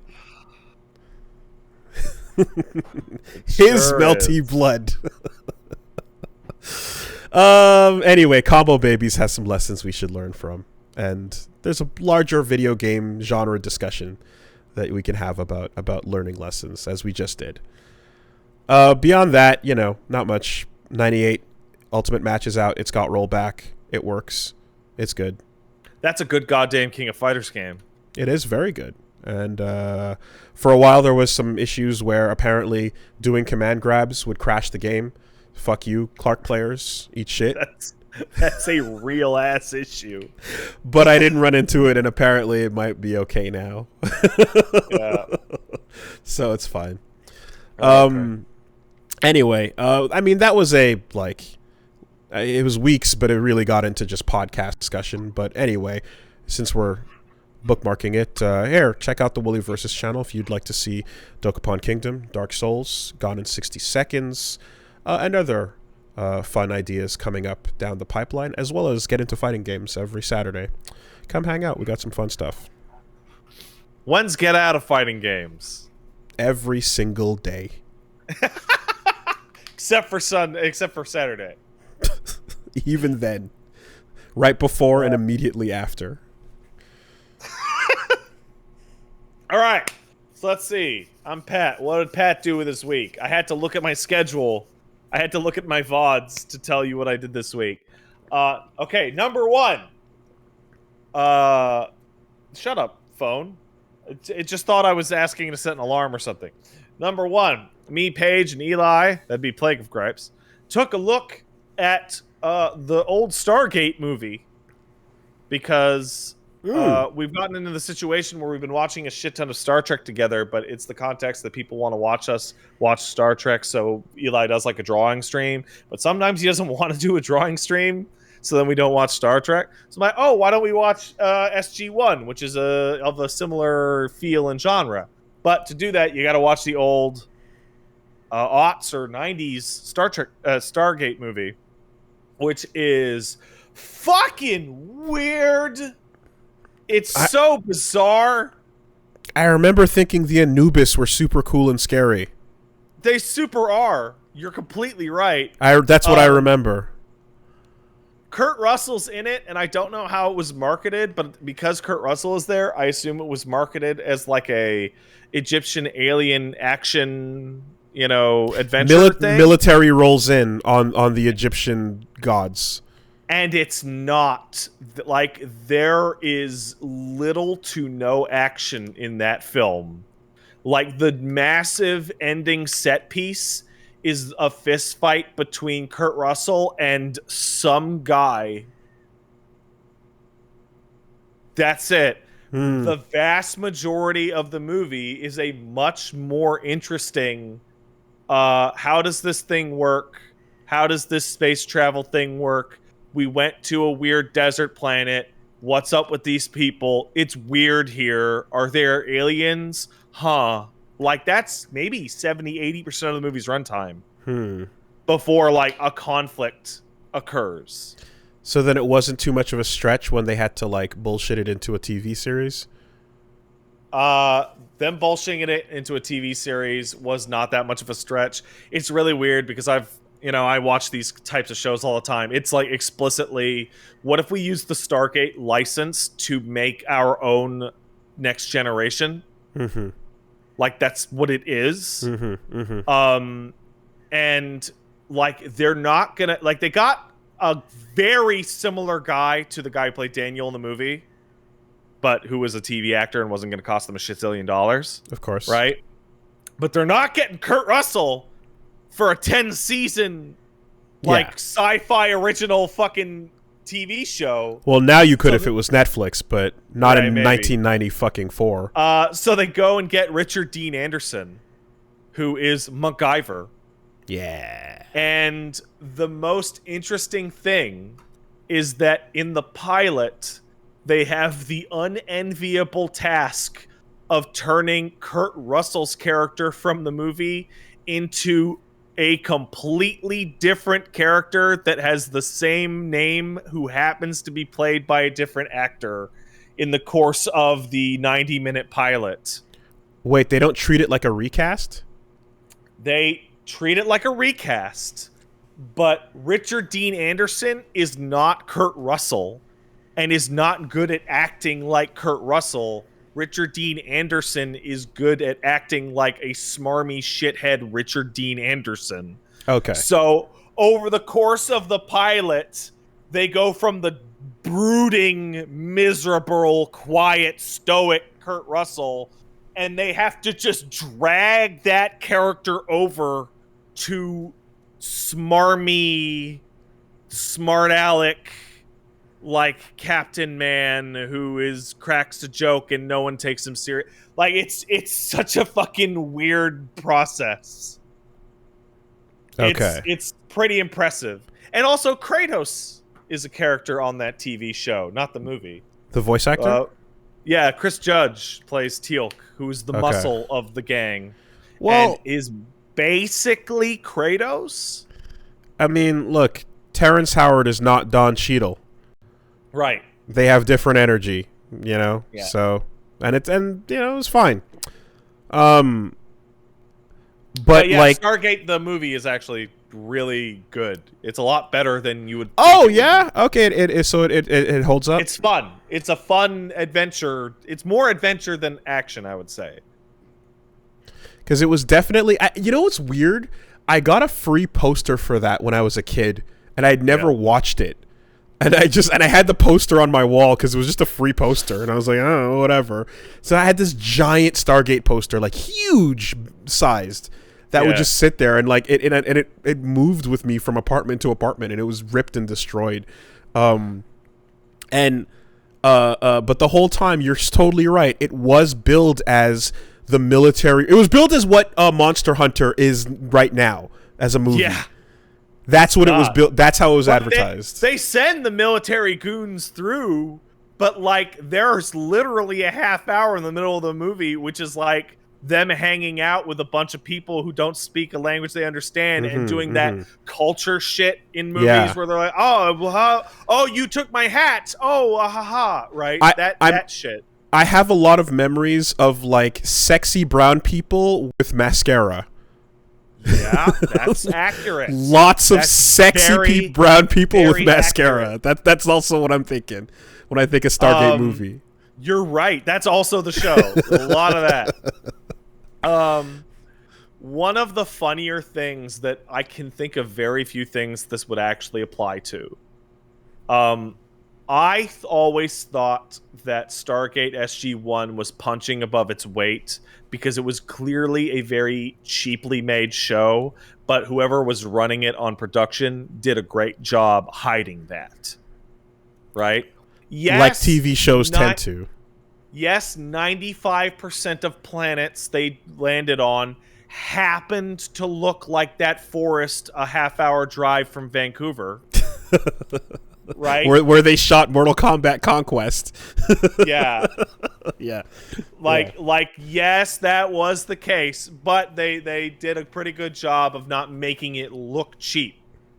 What I'm watching the movie had me burst out laughing was how much of the movie's high-end special effects were stolen and reused for 10 years straight on the show. Oh, really? The opening credits to Stargate is like a pan of this high-end, like alien-looking King Tut burial tomb. That was the series' intro sequence for like 4 years.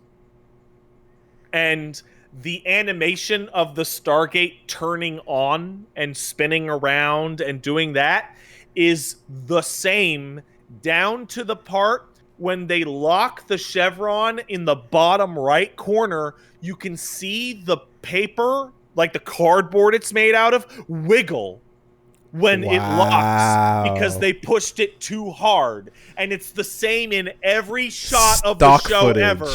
And it's from the goddamn movie. Anime stock footage. And I'm looking at this, I'm going, whoa, they really just cannibalized this shit for everything they could. Fuck yeah. Leopardon will defeat the enemy with the same attack every week. It's great. It's great. I think they reused some of the sets too, because the sets just look like the same sets. Okay. Was there like cheaper ways to do Anubis? Like I'm seeing like, oh, you're thinking of the Jaffa with the robot helmets. There's the robot helmets, and then there's the dude in the hood. Yeah. Where you just don't have to see a dog face, a big CG dog face. Yeah, well, the dude are you actually typing in Stargate Anubis? Yes. Okay, that's the final villain of season 8. Okay. That they so 99 times out of 100, your alien villain man is a dude with mascara on. Okay. Who's wearing a costume. And the guards will be wearing big snake heads, big dog heads, big whatever. But the way they save money is they don't do the transforming thing ever again. Okay. The transforming thing was for the movie, and it was obviously very expensive. In this, your goon with the snake head on is a goon with the snake head on. And any guard captain or anybody with a speaking role, well, they don't wear that because they're important. Instead, they're going to have a little plastic icon glued to their forehead to denote that they're important. He had the little thing on the forehead. It had the little horns on it. Yeah, I remember. Yeah. I remember. It's wild. But yeah, that movie's fun. As for other shit that I didn't watch anything else, but I did play a bunch of video games. One of which is going to be a nightmare to talk about. Because Spoilers. I played Inscryption. Spoily? It's a game so easy to spoil, I stopped streaming it. What? Because I looked over and saw, did you get to the thing yet? And I went, I don't know what that means. And then went, oh, I cannot stream this whole thing. Oh, because, no. like, there's, like, too much. There's just, it's like, don't talk about it. Okay. Just don't talk about it. So I'm going to talk about it a little. This is a kryptonite to our jobs, and like, it's no fault of the brilliant design of a game that its very nature is to be like secretive, and that's I want games like that to exist. It just happens to fall on our laps in a weird way. So yeah, if you do so responsibly and tell people to go check it out, that's fine. You know, but Also, Outer Worlds, right? Outer Wilds, excuse me. A situation while I was streaming it is that it's quite difficult. And progress is made in big steps when you finally achieve, like, essentially beat a boss. And it's tough. It's really tough. So I'm going to talk about it a little. When you load up Inscryption, you are given a very fascinating roguelike card game in which you are playing cards in a dank PS1 cabin against what appears to be Satan on the other end of the table. And it is very Slay the Spire-ish. You're going up a little path that, you know, you go left to get the treasure, or you go right to buff your cards, but maybe something bad will happen, and there's a merchant you would find on the path, etc., etc. And there's a multitude of bosses you would fight along the way in order to beat the devil at cards. And the big mechanical shenanigans is that your cards start to talk to you, and they start to talk to you like immediately, like within 5 minutes of starting the game. And then upon playing it a little bit more, the devil says that, oh, I forgot to put your player piece on the map, right? And says, could you get up and go get it? And you get up from the table and realize that you can walk around the cabin at your leisure. And as you walk around the cabin, you discover, oh, there's a clock on the wall that I can move the stuff around. There's a locked chest that has a code. There's this over here. And there's an escape room that is built around the card game. And solving some of those puzzles will help you in the card game. Right? So one of the earliest examples... What an interesting premise. ...is that you... there's a situation where you're losing and you are given a knife, and I did not know what the knife would do. So I clicked on the knife, and my character stabbed out their eyeball and placed it on the weighted hit points scale and won, at which point he offers to give you a new eyeball, one of which in the pack allows you to see secret messages scrawled around. Huh. Right? So little stuff like that. Right? At what point did you decide to pull out? What do you mean, did I pull out? Did you go, I can't stream this? Oh, the point where I was getting good at the runs. I was getting about halfway through, and I saw people asking about shit that I didn't know about, and I was like, I need to get away from this. Yeah, so I see roguelike, escape room, card game. Right. Yeah. So, and to those of you who think that's a large spoiler, keep playing the game. And that is maybe the first hour of the game. The game goes, and that's all I'm going to say about it. The game goes, and it's Cool. much longer than it appears. I had a really fun time talking to my friend who works over at Devolver, Clara. Do you know Clara? I don't. So we were having a real laugh about it because I was pointing out that like the how long to beat on that game is a lie. Mm-hmm. Is a lie. Mm-hmm. Just had that. I just had that with Dokapon. Dokapon said it was 5 hours. Yeah, the how long to beat on Inscryption is 6 hours, and Yeah. I saw people that were posting streams that were like, "We beat the game," and I'm like watching it. I'm like, "No, you fucking didn't."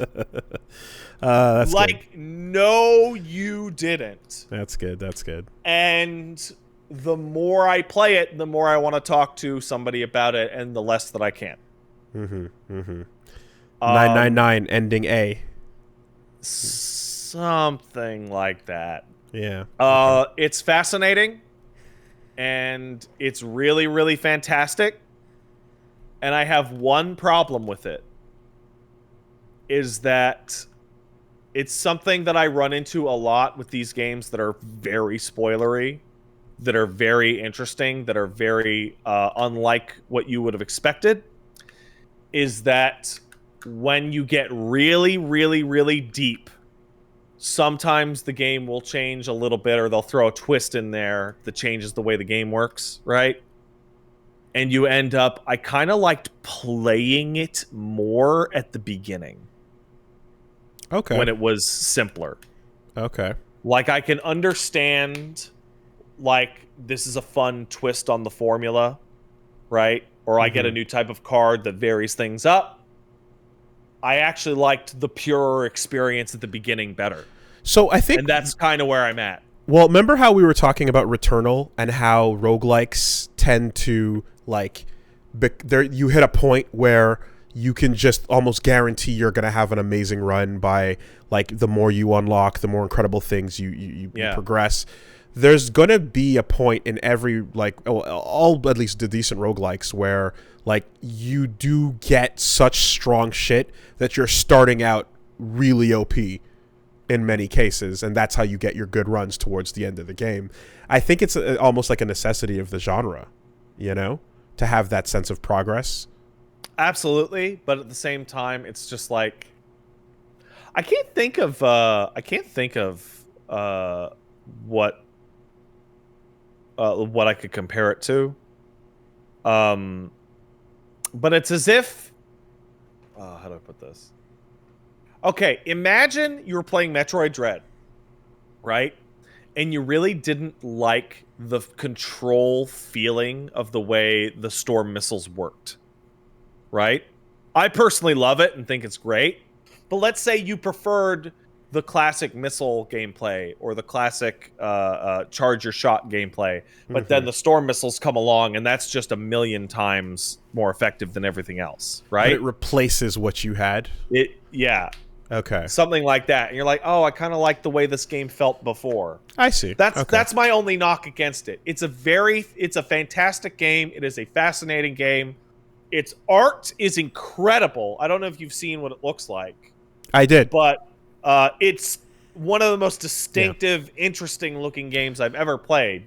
And we should note it's Inscryption with a Y, crypt in the middle. But the more I play it, the less excited I am to finish it. In particular, I'm in what I assume most players would refer to as the third act. And I really strongly dislike it.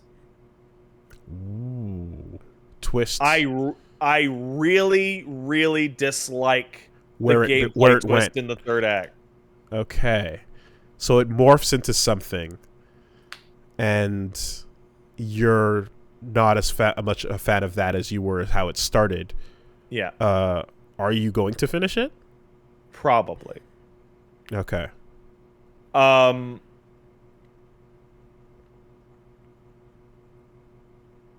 Okami is the best example. Okami 2? Okami, in this case, Inscryption 1 is the best one. Okay. And then Inscryption 2 is the second best one, and so on and so forth. You know, I caught I caught a little bit, just a little discussion about like the Okami flack over the years that like we've had, where some folks were thinking Okami that 2 like isn't the best Okami. No, they're thinking that They're like wrong. they're thinking that we over exaggerate the length of the game and that it was fine in the end. They're crazy. And I all I can think of is like I don't know if folks who didn't have a game that was that long were like mainlining it and ignoring side things, but I felt that like doing the mainline plot while also doing whatever side things came at a leisurely pace still resulted in a RPG sized save file. Each Okami part is absolutely a full length classic Legend of Zelda game. Yeah. So at main story only on how long to beat, it is 33 hours, which is 3 11-hour games. But that is also rushing the fuck to the ending. Yeah. To get 33 hours. Completionist is 53 and a half, which is closer to what I got. You know, I feel like you can't hit 30 to 35 unless you're just ignoring everything and just mainlining, as fast as you can. Man, so Okami's really good. Yeah, Inscryption is fantastic. I would invite everyone who has been intrigued by what I have said today to check it out and to check nothing else out. No, that's a curious ass sounding situation. And now that you say like you dislike what's going on, I'm really curious to know what the fuck. So it's not that I dislike what's going on. I dislike how the game plays later in the game. Okay. Like there's a mechanical change that's like, oh cool, we're mixing it up so that it's not like boring, right? And I'm like, I really wish you would have rather just fleshed out the first series of mechanics first. I'm asking you a question in chat. Okay, the answer to that is no. Okay. All right. I will answer your question. Because this sounds... Oh. Do you understand now? Oh, yeah. Okay. I get it. Yeah. Mm-hmm. That makes sense. But how can I possibly get that across to somebody without spoiling? No, don't. Interesting. Okay. Yeah, I'm curious. I'm very curious. Inscryption with a Y. It's a great game. You should play it. There's a free demo, by the way. And the demo is good. Cool. Yeah. All right, let's move on. Let's move on down the list.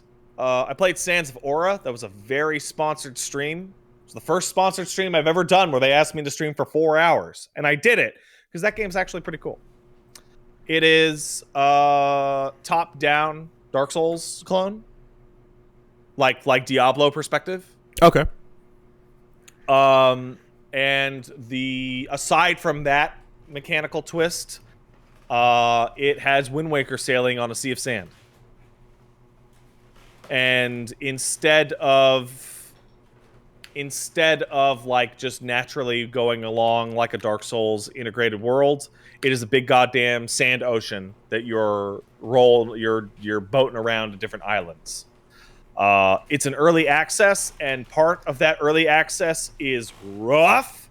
It has a few control issues that I'm sure they'll mash out in the next 2 years or whatever the fuck it's going to take. But it's definitely pretty interesting. How's sailing? No, sailing is very easy. It's definitely more for the visual spectacle and the level select. Than Are you not actually like controlling the boat? You're controlling the boat like it's a car. Okay. All right. But obviously take my opinion with a grain of salt because they did pay me money to stream the game. Sands of Aura? Yeah, which I like. I like it when people pay me money to stream games. It's I was going to say, do you like the game or do you like that people paid you money to stream it? I like both of those things, but obviously you can, like I'm not going to say here, I would lie to you if they paid me the money, but obviously I'm going to have a more favorable idea of something if it's sponsored, right? Go watch Titans. Also, I straight up, I legitimately forgot to mention during my Inscryption stream that it was also sponsored. They didn't pay me. They sent me a code. Okay. But I was going to buy that fucking game anyway, and I put it's sponsored on the VODs. Okay. Well, there you go. And I'm friends with some of the people at Devolver who, do that shit. But, I mean, I don't think that matters all that much. Yeah, Sands of Aura is cool. I played Celeste. Have you played Celeste, Wooly? I have played Celeste. Did you beat Celeste? I'm going to use air quotes because they added more Celeste later. I did beat Celeste. You got to the top of the mountain? Sure did. That is so that was part of the Mind Goblin series. You remember me yelling the about strawberries. the strawberries. Yep. There's a couple things about the Mind Goblinness of that. I started off going, I'm going to avoid every strawberry, which was actually really easy. And somebody pointed out that me avoiding all strawberries is the same as collecting all strawberries in terms of compulsion, and urged me to get one strawberry, at which point it hit me like a brick to the chest.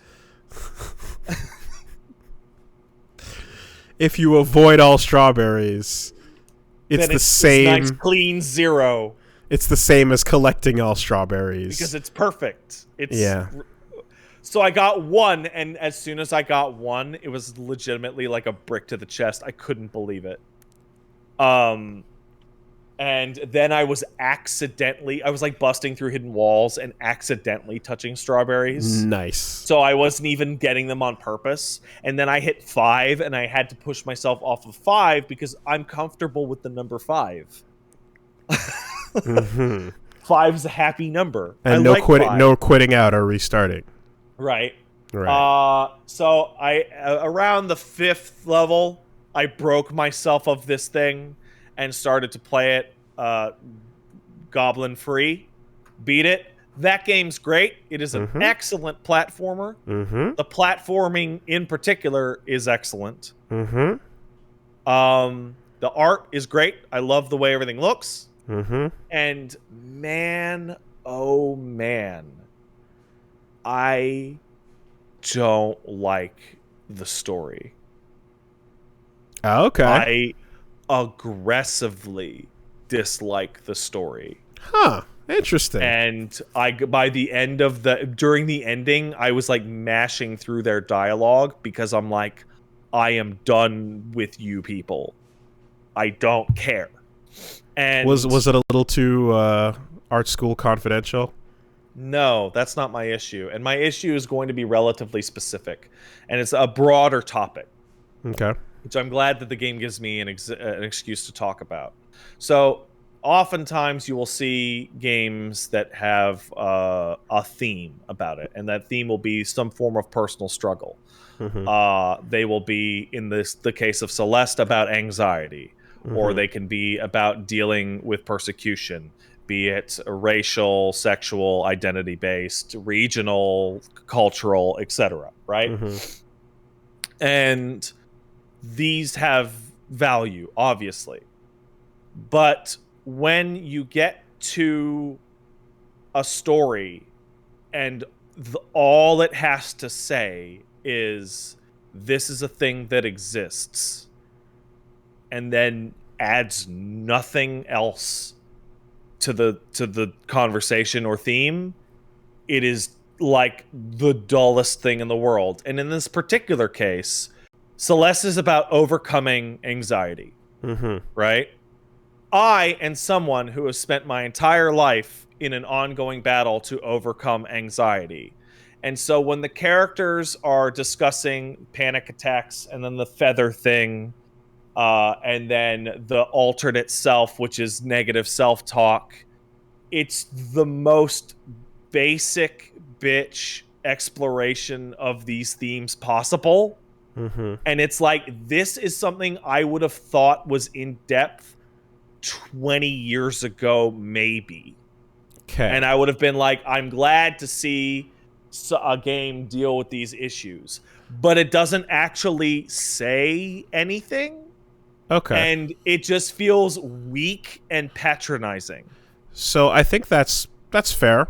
But do you think that if someone who was the age and awareness of you 20 years ago were to play it now and enjoy that because they weren't familiar with these ideas, that would be valid? I'm sure. I think I said this is like, I'm sure there are people out there, particularly those who are younger, who I'm thinking of like the audience being like kids for this game. Sure, but let's say is that who are going through anxiety or personal issues and feel like, oh, it's nice that I'm playing a game with a character that just straight up has a panic attack, right? Mm-hmm. And it works through that in a gameplay sense, and then they can feel validated. And part of it is a normalizing effect. It's like, you're not crazy. It's just yada yada. But that's it. It's really basic. There's a lot of stuff out there that deals with the same thing. It doesn't say anything. Like, the core theme of the game is like, you can't just reject these feelings. You have to internalize them and embrace them and deal with them. And that's it. It's like a it's not a meditation on the subject, and it's not like, going it's to like what you would get out of like a Disney movie level of it's a 101, and it's not going into the anything beyond the freshman year, I suppose, of it. The question is of course there is always the option to try to take it a bit further until you unlock the achievement that says you can't always save everybody, right? But there's more to that. It's like you said, the audience is kids. Guess what? Kids aren't playing Celeste. It's an old school pixel platformer game in the genre of games that we grew up with when we were kids. That doesn't appeal to the children. But more than that is that it takes so many minutes to deal with this very simple theme. Like, every single main level has like half an hour to 40 minutes that is just this slow, plodding fucking thing. And like, it only really shows off like in the final level where you get the, the double jump mechanic and the grab your shadow self mechanic. But it's like, the further it went on, I got like this overwhelming experience of like, I understand what you're trying to tell me from like literally the second cutscene in the game. Shut up and let me get back to the good platforming. Well, I guess I didn't really have that kind of take with it, because I sort of saw it as a simple. I sort of saw it as a simple touch on the topic, if anything. Would you have, I guess your preference would have been for it to like go further into solutions for people? It has nothing insightful to say whatsoever. It's just introducing the idea. It's just like, anxiety is hard. You got to deal with it. Yeah, okay. Like, that's okay. It. That's the whole story in two fucking sentences. Okay. It's like, okay, sure. Fucking moving on. Like, it's weak. Basically. Sure. Yeah, okay. No, that's fair. I mean, I don't disagree in that it's not particularly going hard and complex with it. But I felt it was attempting to be light, and I felt like I also felt like the game was going out of its way to be, ironically, anti-anxiety inducing, despite you playing it on Mind Goblins. You know, I felt as if their goal was to create like a enjoyable, stress-free experience for like what I assume would be what I took to be a younger perhaps audience, and then like it would be like, hey, climb the mountain, feel accomplished, enjoy the view type of thing. So I at the same time, I know there's more content to it in the extreme hard difficulty stuff that I didn't get to. So I don't know how much more there is beyond. There's no more story really. All the B-sides and C-sides are just pure platforming goodness. I've been told. Okay, and then the final super challenges, same thing, no extra story behind those. I do not believe. I know the extra stages have something.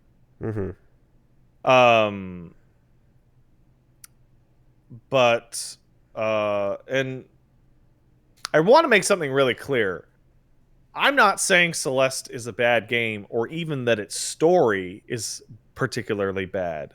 I'm saying I couldn't stand it because it was the absolute most boring treatment of a topic I am expertly familiar with. Right. I think there's place to like go into something with like, I guess an intention of like perhaps keeping it modest or keeping it, a surface. I don't think that there's no place for that. But I suppose if it's the difference between, let's say, the way a David Cage game handles race. I was trying to avoid that genuinely, but that's not fair. That's not fair. But the way a David Cage game handles race is it starts out with what you're describing, and then it becomes cringe to the opposite degree, where it's like, oh, you're just completely super insane racist going the other way around. Yeah. I don't think this goes that far, but the idea of like, oh, what if people were treated differently is very uninteresting to me, given my personal experiences on things. But yeah, I guess I'm just thinking though as well of like a friend of mine who played it that isn't like someone that plays games very often. And so it was one of those things where it's just like, oh, okay, like this game touches on something I unexpected. And it was just a bit of a like, it was just a simple thing, it was just a simple takeaway. There wasn't much to it. It was just like, oh, that was charming, and then that's the end of it in a way. But I get it, especially if you're coming from it with an experienced point of view of where you're like looking for a bit more from a story that might. I either wanted something more or I wanted something less, or nothing at all.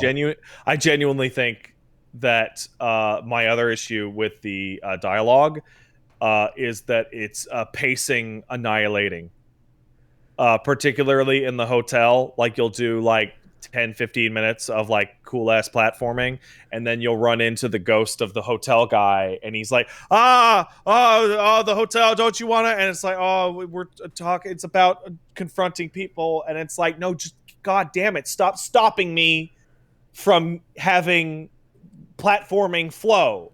Like I was right in it. I was like, yeah, I'm doing it. I'm doing the jumps. I'm fucking platforming to hell. Now I gotta stop and listen to this guy about this thing I don't care about. Okay. Yeah, I guess. I mean, the hotel definitely felt like a whole side story and everything that was just completely not really directly relevant in the same way that a lot of the other stuff was.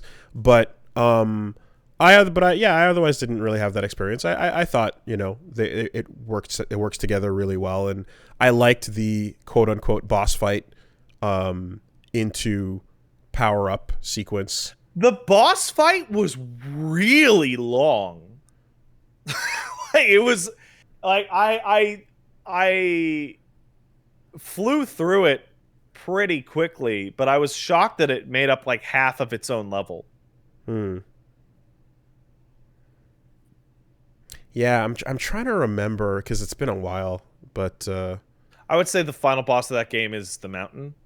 It's the endurance run against through all the levels mechanics. yeah. And that thing fucking it's awesome. It's fantastic. No, that but like and I like the lead up to that sequence where again like boss fight into power up that you use for the final, challenge, which is just pure, was really really enjoyable.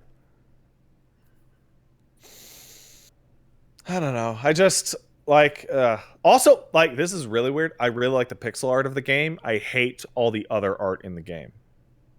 Oh, the portraits. Like the portraits. I fucking can't stand them compared to the pixel art. Okay. Yeah, I think it just doesn't land in your taste and purview, Yeah. It like I will not even attempt to give an objective opinion because like the game's narrative seems specifically designed to make me bored. Like explicitly. So glad that I beat the strawberry aspect of it. I still think they should tell you that before you spend 4 hours on the first level.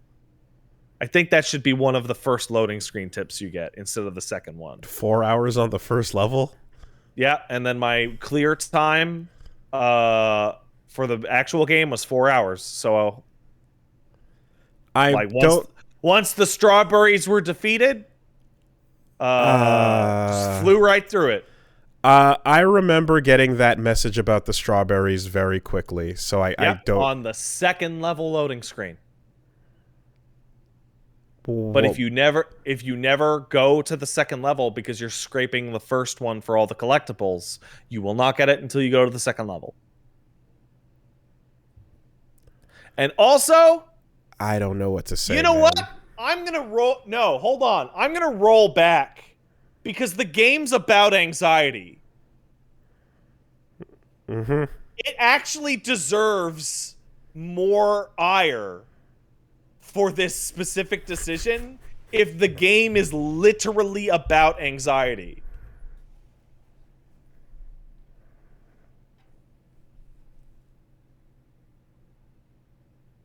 All right. I guess.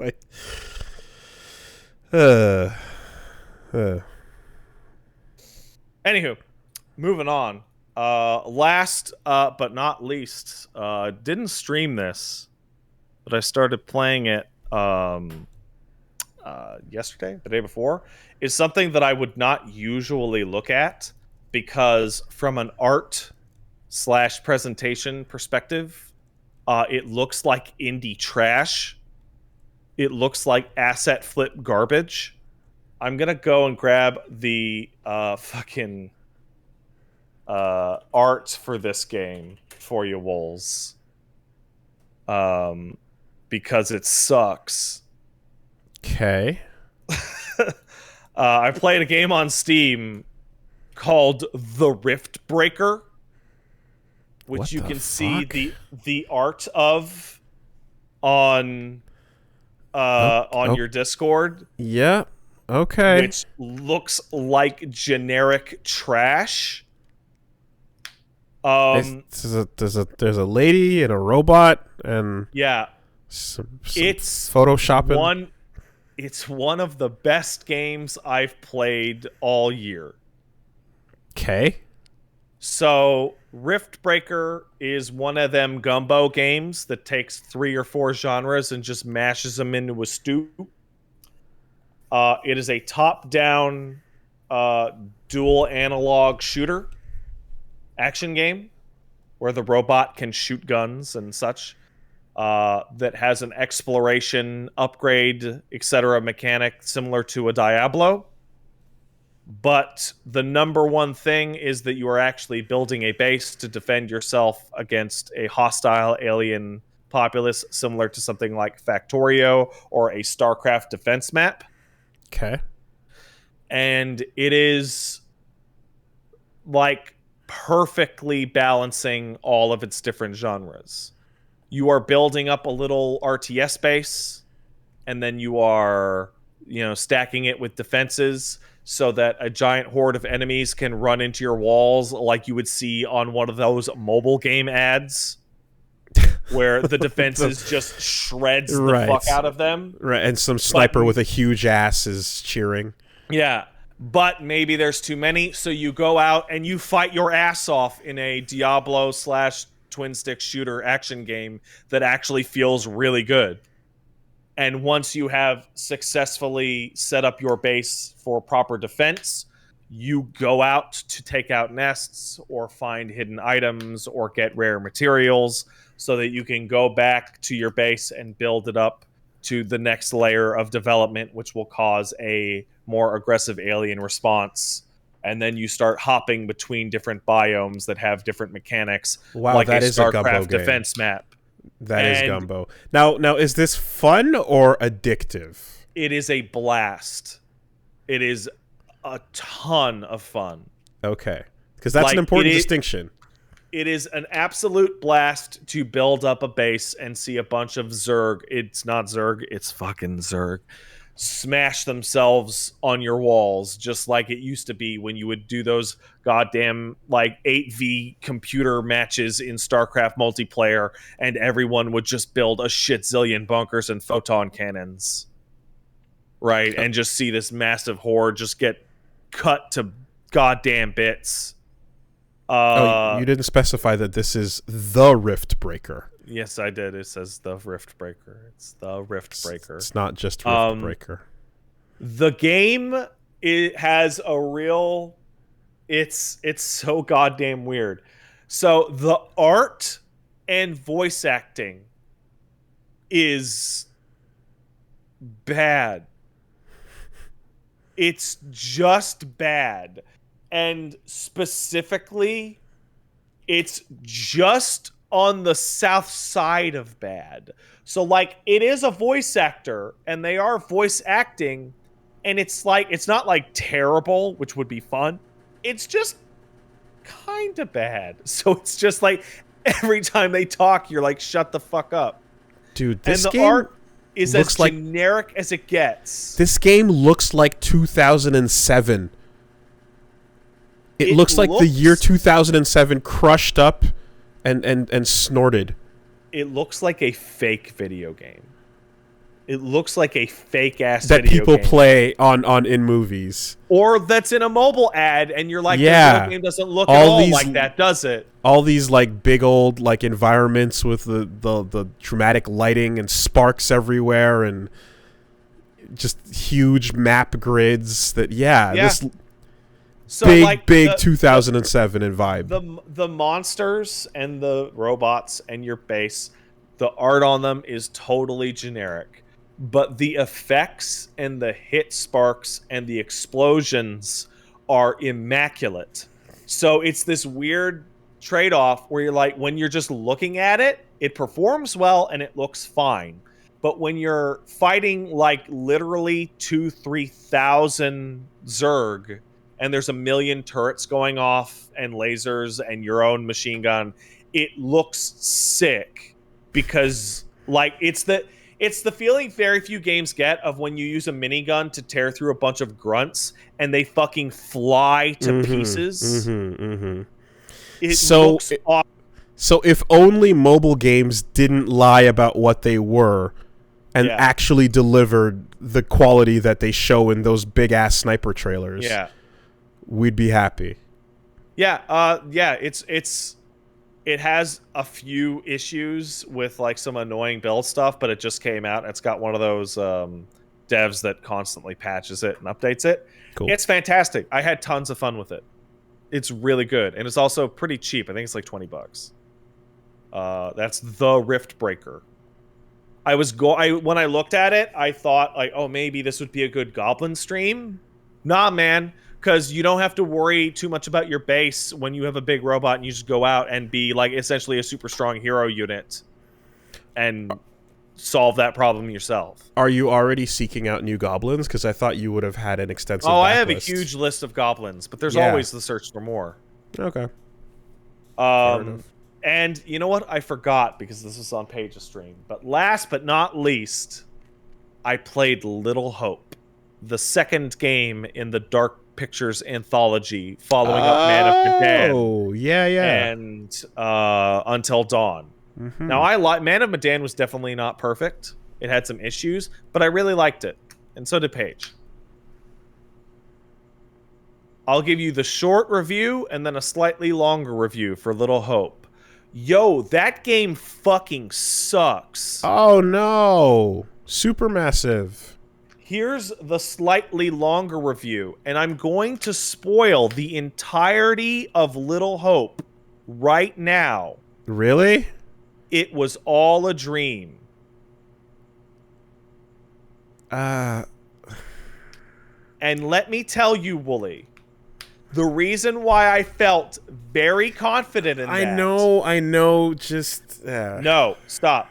The reason why I feel extraordinarily confident of that is that me and Paige are sitting there unironically within the first 10 minutes of the game going, I cannot believe they expect us to not understand that it is all a dream from the opening 10 minutes of the game.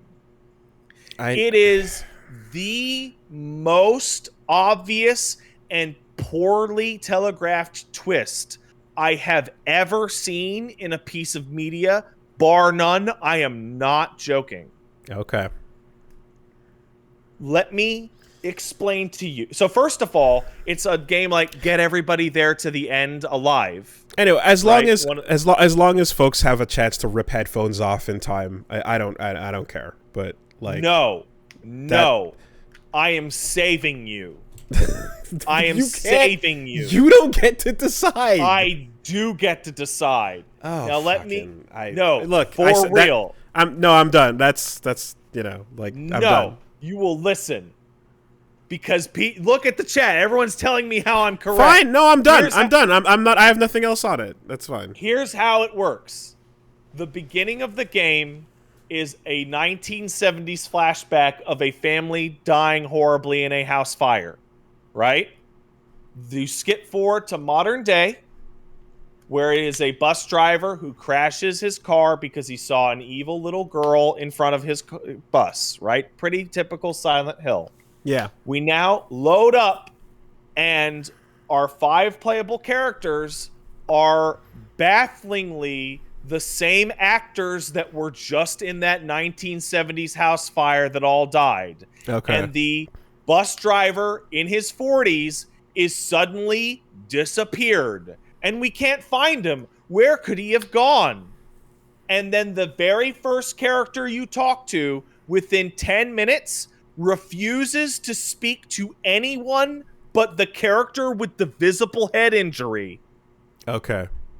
And characters play a game of darts, and when you leave, the camera slowly pans to, but the darts never moved. This is the first 15 minutes of the game. Okay. And like you're sitting there going, I can't believe they think I am this stupid. Can I just take a minute to say that I personally believe what you're saying and have no interest in the shit that you've discussed about how bad this is and then going in on my own. And I'm not talking about this from my perspective. I'm just saying I'm literally only talking from I get it. I'm talking from a hypothetical podcast listener perspective of someone who might care. I don't. I'm talking about the person who might. That's it. Don't misunderstand where my intentions are coming from. So, I just want to put that out there. You're sitting there and like everyone gets the twist within 15 minutes. Okay. And then it's 4.5 more hours of a bunch of pilgrim ghosts are touching you and transporting you back to witch time. And there's a subplot about like witches and shit and burning people to stakes. And all the actors in the before times are the same actors that you're dealing with. And they're all going, how come that looks like me? How could that happen? And in the back of your head, you go, none of you are real. This is because the character we saw lives in this town that had this witch thing and is literally wandering around town with a head injury, being guilted by, oh, I couldn't save my family. Okay. And like it like annihilates every single scene to the point where during the cataclysmic house fire, the one survivor, our main character, runs out and gets stopped by a passerby, right? And the passerby goes, "What did you do?" Because he thinks he's guilty, right? That dude happens to be an Asian dude, right? Mm-hmm. Now we go back in time to the vision of 1793, in which that Asian guy is a judge in a Puritan colony judging witches. And I'm like, what? Are you fucking kidding me? Okay. It's obviously the dude saying that because the dude judged him at the house fire. Got it. And like, so all the scenes where there's like a monster, you're like, my character doesn't exist. How can I possibly be scared? And then you get to the end of the game, and it does the, hey, let's go through the decisions you made and see who survives. Mm-hmm. And me and Paige had half the characters live and half the characters die. And they're like, oh God, I can't believe so-and-so died. It's so tragic. And then it just pans to the bus driver and goes, I wish we could have all made it out, he says to the people who aren't real. And then it ends. And it was the bus driver, because of course it was. And it's like what was the point of 95% of the game's mechanics? To save these people that aren't real? And saving or not saving any of those people doesn't affect the real ending, which is chosen only by whether or not you do like two decisions. And here's the kicker, and here's why I get mad, and I'm like, do you think I'm stupid? When the twist happens and you find out, oh my God, it was all in the bus driver's head, it was all guilt, oh my God. The game has the audacity to go back and show you, here's what was really happening in this scene. And it's just the bus driver talking to one guy alone in a room, acting like a crazy person. Here's what really happened in that scary time on the bridge. And it's like the dude walking across the bridge, looking around going, And it's like, Fight Club. You get it? Do you get it? It was all in his head. Do you understand? And like, yeah, I understand. Like, the game legitimately thinks you are stupid. I've never encountered this before. It's wild. So, because Supermassive's approach here after Until Dawn is the anthology, and the way they're handling it is, a series of different short stories, this is one case where I imagine you can directly go and say, hey, who wrote this? Were they the same person that wrote Man of Medan? I seriously doubt it. Because you can now look at each anthology and go like, yeah, the writing is what's going to make the biggest difference in the world for all these horror stories. I also have two things. Paige just messaged me and I saw people talking in the chat. There's two more things. One, in the original 1970s thing of how they all unfortunately tragically died in the house fire, next to the little girl, you see what looks like what's his name? Rook from Death Note. You see Satan standing next to her. And a character doesn't see that. That's the camera. And that's a lie. It's just a straight lie. It's a third-person shot? It's a third-person shot of like through a window, and it's not like a character looking. It's just like a quick cut of like, oh, the devil might be behind her. No, that's a lie. That's not real. That's just not real.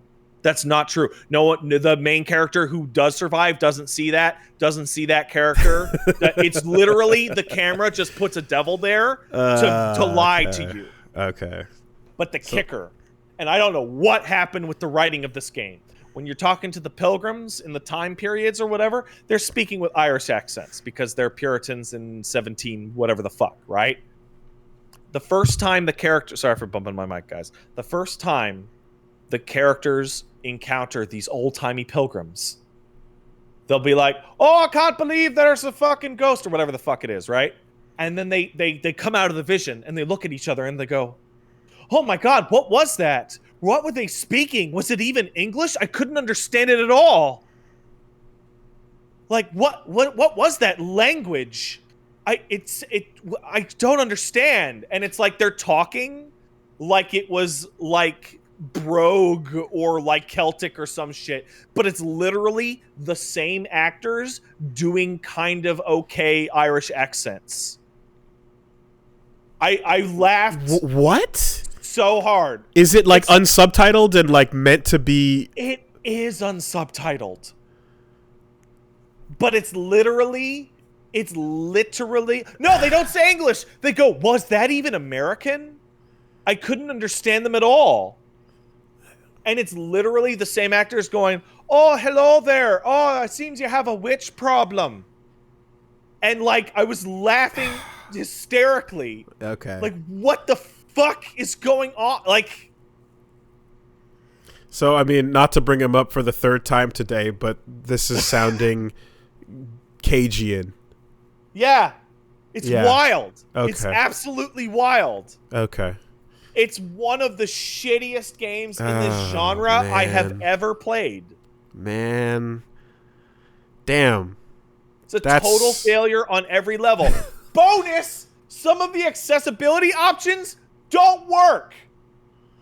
We encountered a bug where we turned on the hold to tap accessibility option for handicapped people, where instead of mashing a button, you hold it.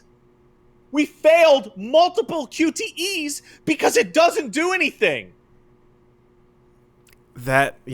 I told you about what happened to me in Until Dawn, right? Like, the two biggest problems I had with that game, one being you're punished for exploration, and two being the QTEs didn't fucking work, and it told me to hold still, and multiple times when I held still, it said, you moved! Yeah. Including the last one being like putting it on the table and then watching it say, you moved. Yeah, okay. That's unfortunate, man. I see some guy saying, man, it's almost like if you aren't constantly exposed to an accent, you might not be able to identify it correctly. No, this is a light Irish accent, and specifically the character's remark of, I couldn't understand that at all. What were they saying? Was that even American? Is the funniest shit ever. Not even, was that even English? Was that even American? A language that doesn't exist. Well, at least this botch makes it 1 out of the 5 so far being a miss and 1 being okay. And apparently House of Ashes, which came out relatively recently, is pretty good. I've been hearing that it's much better. And so it doesn't have to... and it's not like it was a full $60 full-on multiple release, you know, that was like, we committed a team to this big old thing. Yeah. Okay. Oh, double bonus. Something that I did not know. Apparently Man of Medan does this. There was a very bizarre series of cuts in which... we were doing a QuickTime event to hold a door closed, only to turn around and 2 different characters said, I'm next. I just saw a vision. It's going to be me. And we're like, what? Turns out the game expects you to play online with your friends so that scenes end up getting split. So if you play it in local co-op or single player, there are scenes of the game that just don't exist. For each player. Yeah, okay. Sucks ass. I remember that's how they were billing the multiplayer features actually as a big deal for this for this series. The Dark Pictures anthology. Huh. Okay. Wow. Rare miss. It's the first game in like 2 years that I've just gone to social media to just go, that game is terrible. Don't play it. That's super massive. I generally am like, you know, I like what they do, but that's unfortunate. Yeah. Hey, do you want to check out more? I got streams this week. What do I got? I don't remember. I got to go look at my schedule because I'm not paying attention. Oh, tomorrow's Darkest Dungeon. Fucking goddamn it, that really snuck up on me. Yep. So be aware, everybody, if you are going to jump in on this, because Darkest Dungeon coming to EGS earlier than anyone expected and such. It's early. Act 1 of 5, for example. Yes, and I took this on knowing it would be the case, but it's like when I played Darkest Dungeon in early access and I kept playing it, and a bunch of stuff was not there, and then as newer stuff came, it was like, okay, are you gonna restart your save? What are you gonna do? And I think you talked about Baldur's Gate 3. I talked about Baldur's Gate 3, which is actually, I was just thinking of this. I got about 5 hours in, and I'm like, I'm going to save it because I must be near the end of the early access build, only to find out this week that apparently the early access build of Baldur's Gate 3 is like 45 hours long. Whoa. And is Act 1 of 3. Okay. Baldur's Gate 3 is doing an interesting thing, though, where you can only hit level 4, and you hit level 4 within a couple hours, and then you just never level up ever again, and the whole game is based around that, because they don't want to spoil the mechanics and abilities and shit you get later. Yeah, okay. All right. Well, in this case, with a game like Darkest Dungeon, you can spend a lot of time on a save file of an early version of the game that may become obsolete as they update it and as it drops later on into the final version. So early access on Epic Game Store, and I don't know if it was funded by Epic or not. The fact that it's coming early to only the Epic Game Store is a soft confirmation that Epic gave them. They must have gave them some money. Yeah. Well, thanks for bankrolling the development of Darkest Dungeon 2, Epic Games. That's very kind. I'm not sure how to... Because you know how sometimes you can think about it like, hey, they paid for this game to be made versus they paid for the guaranteed sales of a game that was going to come out anyway, right? So there's... Well, the early access thing is kind of the most genius way around it, because the exclusivity appears to start from the day it hits the store. Yeah. So they get to go, well, 1.0 is going to come out on everything else, so don't worry about it, which is definitely going to be the case here. But I remember when we were having that discussion for when Samurai Showdown was in the discussion. And I remember when they were saying, like, there was a point where there was them, and there was another game where they're offering us too much money to say no when we're a small team. And then and then we kind of found out that essentially, like, they're looking for stuff that's already on the way out. They're not necessarily looking to, bankroll something like Nintendo going, make more Bayonetta, They're looking for stuff that's, like, mostly towards its gold release date, and then going like, hey, come put it on our shit for a while. Anyway, but yeah, the warning, of course, is just start it and enjoy it, but know that your save might be lost in the future, or know that you might be locked out of new features without having to start, without restarting your save. So just don't be too upset in the future when you lose that commitment of time. There's also the thing of, like, you don't necessarily want to put like 1,000 hours into like the version of the game that's 0.19, because it can sour like when the full game comes out, and maybe the beginning is more or less the same with some tweaks. It can be like, I've literally done this beginning 1,000 times before. There's that possibility as well. That happened with Hades, where I played a ton of it, and then I'm like, I have to stop playing this because it's the lesser version of the game. And if I put 100 hours into this, when the full release comes out, I'm going to basically be tired of half of this shit already. And someone was after I was expressing like how fucking hype I was for the game, and also boo Epic Game Store, I did get someone going like, oh, well, Steam games used to get shit whenever they were coming to Steam too, and no one was happy with that. It was only a while after everyone got used to it and things settled in that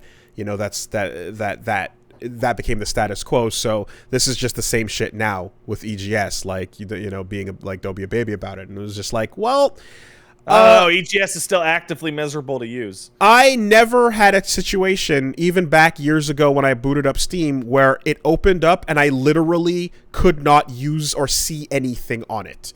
And that happens to you too, huh? And I never had a situation where I tried where back in the day I'd boot a game up that was on this service, and that it would literally just not boot it, and I couldn't navigate to anything, and I couldn't do shit. and there was no real way for me to interface with this besides like finding another computer to install it on and trying it there, or like fucking with the window size at a certain point would make some things appear. Like literally it didn't work or allow me to play the game. So it's a huge difference. And I know that Steam was probably a lot rougher early on too. I'm not saying there is not going to be growth for both, but as it stands, my annoyance with the Epic Game Store is predicated on it literally not working, but being the only place to go play these games I'm excited for. Yeah, so just watch my stream tomorrow and wait for the Steam release. This week, what do I got this week? I got Good Life from Swery. Me and Paige are going to play Back for Blood, and then I'm going to do Fatal Frame near the end of the week. That's going to be 7 p.m. weekdays, twitch.tv/PatStaresAt. Go look at that. It's good stuff. All right. I got to pee. I also really have to pee real bad. Okay.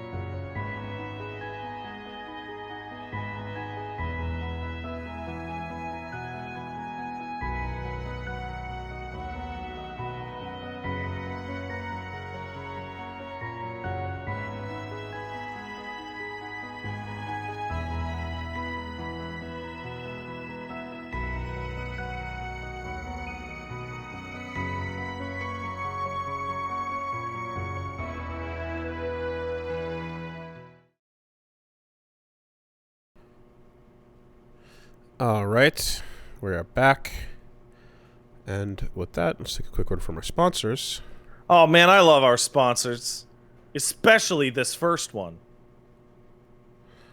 This week, Castle Super Beast is sponsored by DoorDash, who are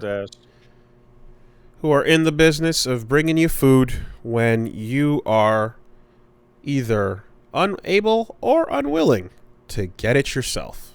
I am starving right now. And are you willing to get your own food? No. Exactly. Nor should you. I have two options. I can hit a beep boop on my phone, or I can yell at the person currently in the kitchen. And one of those is decidedly ruder than the other. You've earned the right to not have to do shit. Where did I put my phone? You work hard and then you gotta fucking go and feed hard. yourself? Yeah. It's wild. So, why not let DoorDash take care of that for you? Get yourself in on whatever kind of meal you're in the mood for. They've got you covered. Because, you know, as we've let you know before, they got the 300,000 partners you can support. Your local go-tos if you want. You can get your favorite chain restaurants, whatever you are in the mood for. Chipotle, Popeyes, Cheesecake Factory, all on the list, as well as whatever is around the corner, because it's the way to get your food these days, you know? And you are also, of course, able to get that contactless delivery. Ring the doorbell, open the door, ding dong, hey, there it is. It's been dashed. It's on your doorstep waiting for you, just as you need it. So now eat it. Eat the food. I feel like I'm starting to get a little bit of a like Pavlovian response to the ding dong and then the bag, and you're like, as you're unwrapping the bag, you're like, oh man, there's rewards in here. There's treats. My hunter gathering has finally paid off. Anyway, for a limited time, you can get 25% off and 0 delivery fees on your first order of $15 or more when you download the DoorDash app and enter the code CASTLE2021. That's 25% off up to a $10 value and 0 delivery fees on your first order when you download the DoorDash app and enter code CASTLE2021. Thank you, DoorDash. Thanks, DoorDash. This week, the podcast is also sponsored by Honey. And God damn, I love honey. Despite the confusion, we're talking not about the thing that bees make, but that's good too. That's a good one too. There's nothing wrong with that. What are you talking about? Bees are busy and they make deals. Want to be a big shot? Yes. Then it's simple. You get honey, and it just, you know, you go shopping online, you buy stuff. I shop online all the time. You shop online all the time. We buy stuff. You got you got some new headphones. Hey, where'd you get them? You buy them online? Yeah, you did. Of course you Probably did. Yeah. Yeah, exactly. Yeah, you did. So, you know, and then it's just one of those things where you go and you're checking out, and then you're like, hey, there's a promo code, and I don't know it, and I could save some money, but I don't know how. And Honey's basically about getting you that promo code for the store that you are about to buy a bunch of stuff from, and you can save a bit of money. Basically, it fills in the drop-down for the promo code box with a button that says Apply Coupons, and then you just watch your savings kick in, and you save some cash. And that's good. Saving cash is good. You got over 17 million members with over $2 billion in savings so far. So, if you don't already have Honey, you could be straight up missing out on free savings. It's free, installs in a few seconds, and getting it, you'll do yourself a solid and support the podcast. Get Honey for free at joinhoney.com/superbeast. That's joinhoney.com/superbeast. Thank you, Honey. Thanks, Honey. One of my favorite sponsors. I love them. And then,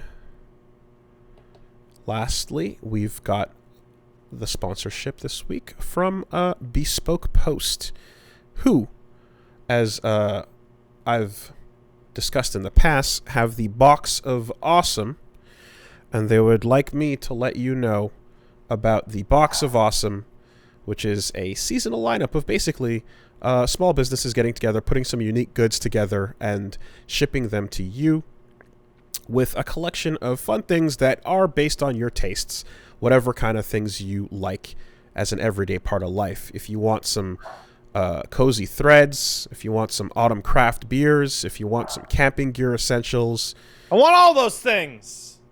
Then you can get in on the Box of Awesome. The way you figure out what's suited for you is by taking a quiz at boxofawesome.com. And then your answers help them pick out what's right for you. There's new boxes each month with tons of different categories, so you got to find the one that suits your tastes. You're getting over $70 worth of gear inside, but each box costs only $45. So you're getting all of these put together pieces from, again, very small, from small businesses that is supported as well. 90% of everything in the Box of Awesome comes from a small up-and-coming brand. I've told you in the past, I've personally was down. I got my hammock ready to go to enjoy at maybe not in the weather we're about to encounter. Maybe hammock weather is over, but it's nice to have. Plus, maybe an indoor hammock situation can be arranged. I have to figure that out. But there's also a nice travel bag I got, and a little bit of a kind of a like hunting knife for like if I'm ever out in the wilderness of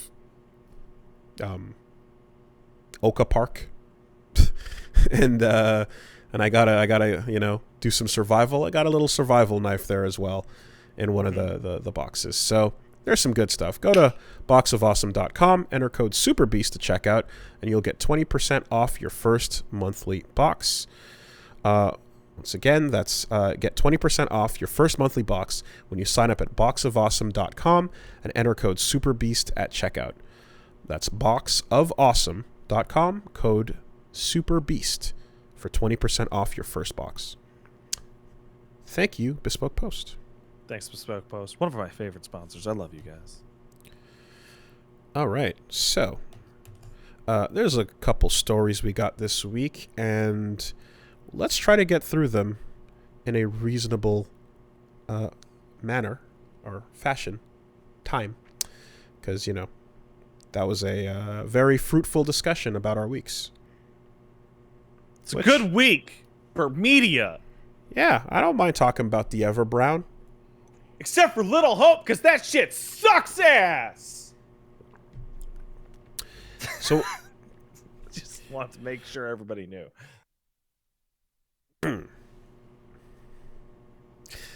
What else sucks ass? A lot of things. Yeah? Oh, no! All right.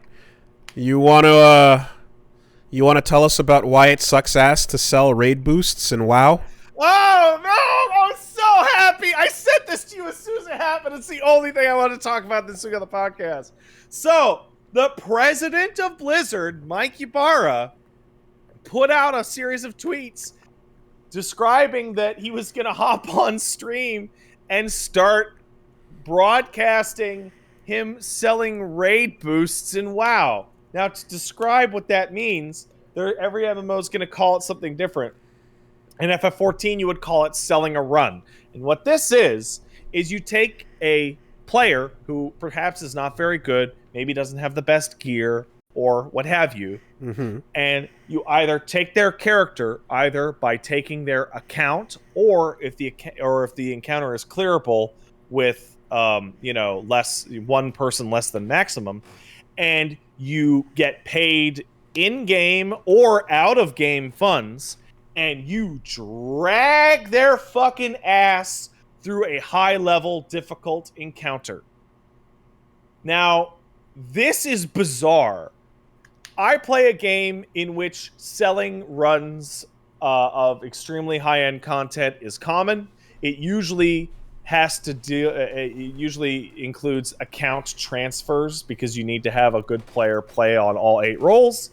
But regardless, people who buy their clears in Final Fantasy XIV, and to my knowledge, most MMOs, are pretty universally shamed for buying their clears. Okay, so the practice is not a normal part, or rather it is, but it is still frowned upon collectively by MMO players. Right. Okay. In this case, the WoW community, upon me talking about this and going, this seems fucked up, has a genuinely different outcome because selling runs, selling boosts, selling whatever you want to call it, has been a feature of the game's community for its entire lifetime and has never been against the rules and has been a way that high-end raiding guilds make money off of players who don't have the time, inclination, skill, etc. In-game money or real money? Shrug. I'm doing a big shrug here. Pick one. Okay. Which do you want to talk about? Okay. Both, either, by their runs.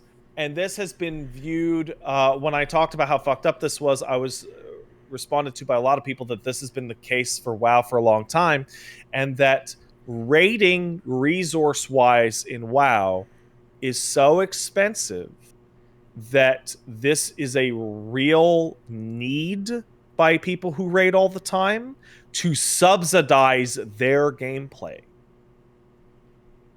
Wait. So, like, at a certain point, the raiding scene in modern WoW was designed to be prohibitively expensive. And the best way to get the resources you need to do so is by selling boosts to shittier players. Which means that the design was somewhat embraced. Consumables are expensive. When you say expensive, like... in-game gold are literally expensive. So the consumables you need to clear a raid are going to cost a lot of money before you start every time. And raiders will subsidize by selling runs to rich, shitty idiots. Okay. Which means it's been kind of embraced in the design. But here's where it gets from, let's say, game ethically nebulous, right? Within the rules or society of the game, to legitimately ethically nebulous. Because you can buy WoW game time with in-game gold. Oh. Which gives in-game gold a real dollar value. Yeah, your subscription can be paid for with your actions in-game. And raiders that are excellent pay their subscriptions with running these things, right? Okay. And this is where it's right on the cusp. Oh wait, you can buy gold? Shut up, you can just buy gold. I mean, through real money transactions, but I don't know if buying gold is directly ability. Every fucking game on your phone is like, go to this screen and spend money on. You can? Oh, okay. So you can just pay Blizzard for gold. Okay. With cash. And so the president of the company is running a scam in a game that his company developed to incentivize this. And is essentially having whales pay him direct to run them through and skip their raids things for them. It's awful. Like, even if you can make the argument that it's not a moral problem for the average player, which I don't personally believe, it's the guy plays the game for free for sure. He runs the company. What I'm trying... President of Blizzard saying, put money in my pocket and I'll get you past this boss. So, because I'm trying to understand, like, the perspective here, right? Like, so from his point of view, I'm guessing then that, like, this action is such a normal, common occurrence that it's like, it's part of the culture. Yes. And so I'm going to do something that's part of the culture, and advertise, hey, everybody, come check it out. It's going to be exciting. Come see, as we're doing a thing that is like encouraged and otherwise like not negative at all. It's just like, this is what we do in this game. And you get more cred by being more legit and more part of the culture. That's why he would not see this the way I am from like, the outside. It's unique to WoW, right? Like, and it's like bordering on a pyramid scam. Like, it's screwed up. Like, okay. I know I am arguing against a subculture that I am not part of when I talk about selling runs, but the game dramatically incentivizes selling runs to pay for your own gameplay. So and like just giving people things they didn't earn. It's a violation of like the core principle of the ideal of an MMO, which is the ideal of a massively multiplayer online game is that it's a small society that is a legitimate pure meritocracy. Okay, you can you can spend $15 to get a consumable in game that gives you 30 days of game time, or you can sell that item at the auction house for gold. Oh, yeah, it's right there. Yeah, okay. Yeah. Wow. Okay. There's like a minor, oh god, what was it? A friend of mine who plays 14 was just telling me about like interpersonal drama with some of the clear groups for certain content because people noticed that you can see people's achievement timing on their profile, and as in how fast it happened. At what minute they achieved this fucking achievement. Yeah. And you see like, hey, the guy who is bragging about this somehow miraculously cleared all 3 ultimates on the same day. Okay. That's wild, huh? So now I remember early on, like, you would always tell me about like the plagues of like gold farming in games, and how that was always a part of the economy that becomes common and unavoidable, and that I guess I always like, you know, heard about that type of shit, but like I don't really know what the average cost of just playing the game regularly is, you know. So I didn't realize that like 14 and WoW, it's $11 to $14 a month. Okay, but what I mean, but that's not what I mean. I mean in-game currency, right? Oh, yeah. I didn't realize that to do adventures or to do raids in WoW, that you didn't just have to meet up with your friends and go do them. That you have to spend a certain amount of cash getting the prep together. Have to, but consumables provide a significant numerical boost that would definitely smooth out some rough edges. So in FF14, there's a similar thing where players can create raid food in order to bump their stats for a half-hour period, and nobody's trying to do their first clears without their raid food on.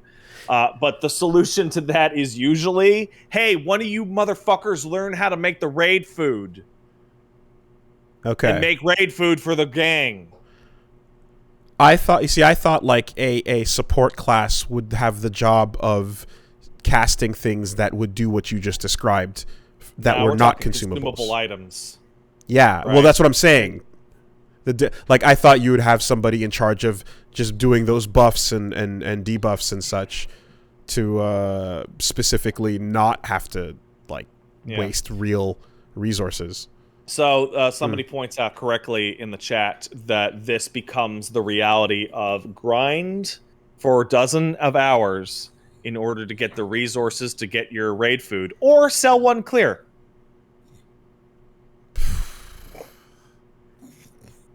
I mean, this story is like, sounds like absolute garbage. Yeah, it sure does. But it makes me like just feel extra like at the economy that you're describing, that has to exist that way for people that have to spend on these consumables. You're just, you know, like this whole thing just sounds so like anti-fun. It sounds so incredibly anti-fun. A lot of this is going to be determined by rarity. So in WoW, apparently these consumables cost a shit ton. In 14, they don't. Or you can learn to make them yourselves. And personally, I really liked leveling my crafters. That was a fun experience to me. However, the WoW, this is like, this is design creating built-in toxic bullshit.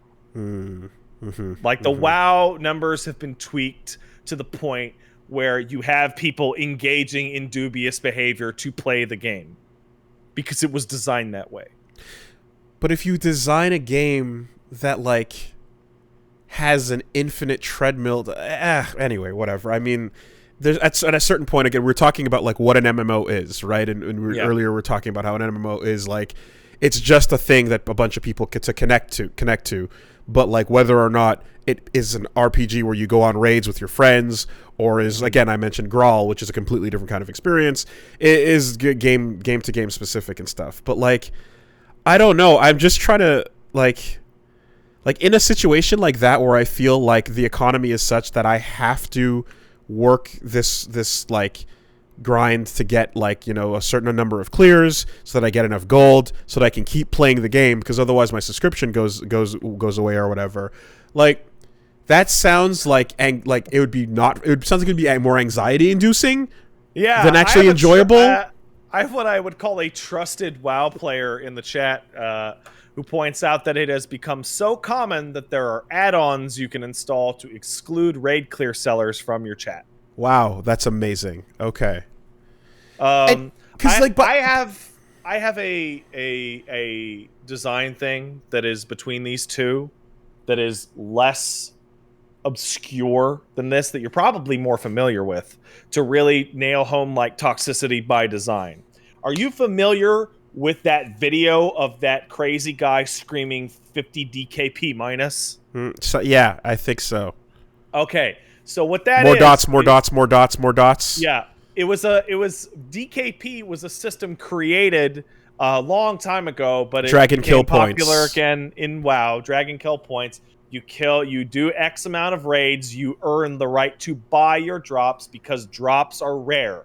There are 2 drops per 40-man group, right? Which creates a intense, violent competition between cooperative party members, right?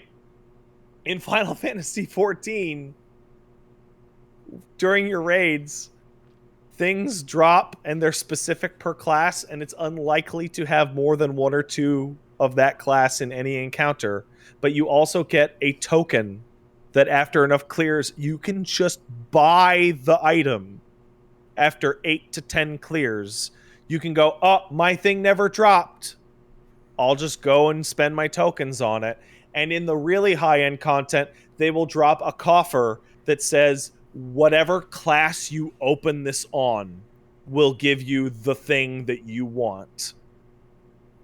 So you do 8 runs, everybody gets their coffer, they open it on the class they want, they get the weapon they wanted. Right? So it incentivizes, hey, everybody, let's get the same group together and run this over and over, and then we'll all be able to buy our stuff with our tokens, no problem. Right? With WoW, as soon as something drops, either people are fighting to ninja it from each other, or they're creating this labyrinthine extra game point system to determine who earns what. I remember friends of mine playing classic WoW and them going from guild to guild to guild because the guy who was running the fucking point system was saying, well, this guy needs the gear because he's the front man tank in the thing. And well, this guy needs the gear so he gets to skip the line. And it always happened to be the friends of the guild leader who happened to be the ones at the top of the list for who gets what gear when it drops. Like, it's just, it's like, it's just built for abuse. like, we're just so far away from the reason that I enjoy video games. Like, it's so far from that distant shore that is, like, why I like having fun in a video game. You know, I know man. folks are saying that changed in Wrath of the Lich King, and that's old WoW, and thus doesn't apply. Except old WoW is currently a different MMO that currently exists, and this problem is happening literally right now. People are arguing about that right now in classic WoW. So I know, like, yeah, Min mentioned that he was feeling really, really happy because, like, he just cleared something really significant. I'm going to assume 14. it was either the final raid tier or an ultimate. Ultimate. That's the word. He cleared an ultimate? Yeah. Good for him. I don't even bother with that shit. He cleared Uwu? Yes, it is called Uwu. Okay. Ultima Weapon Ultimate. Okay. But Uwu, it is. Good for him. Damn. God. Fuck. I just...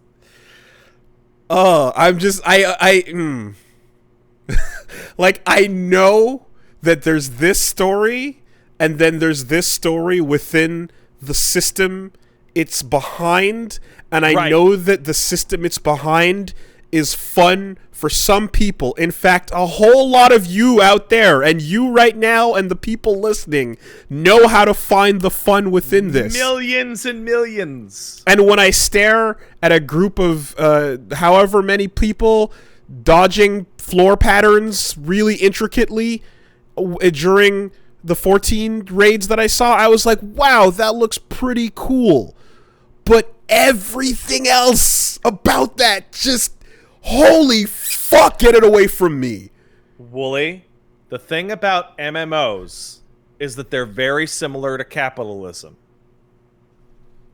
They're the absolute shittiest genre you can play, except for all the other genres.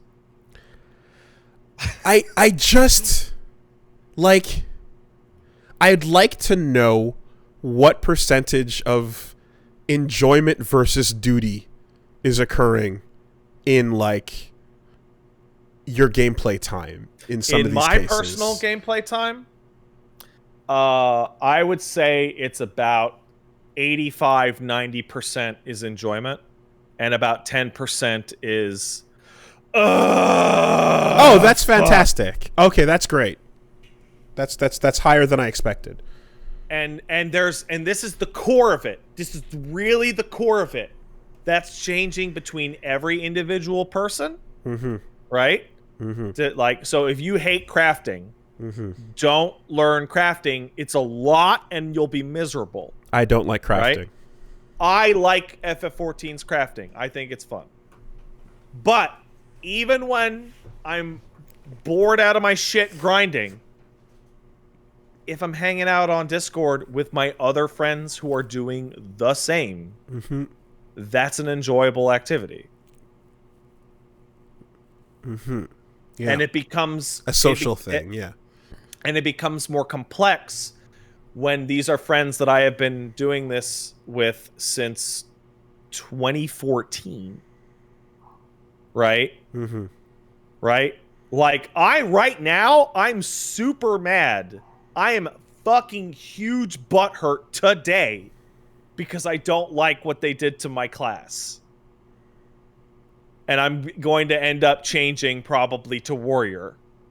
Despite the fact that Warrior will likely be much more fun, and the fact that it will be a similar experience to what I have, just better, I'm fucking butthurt because it's not my class.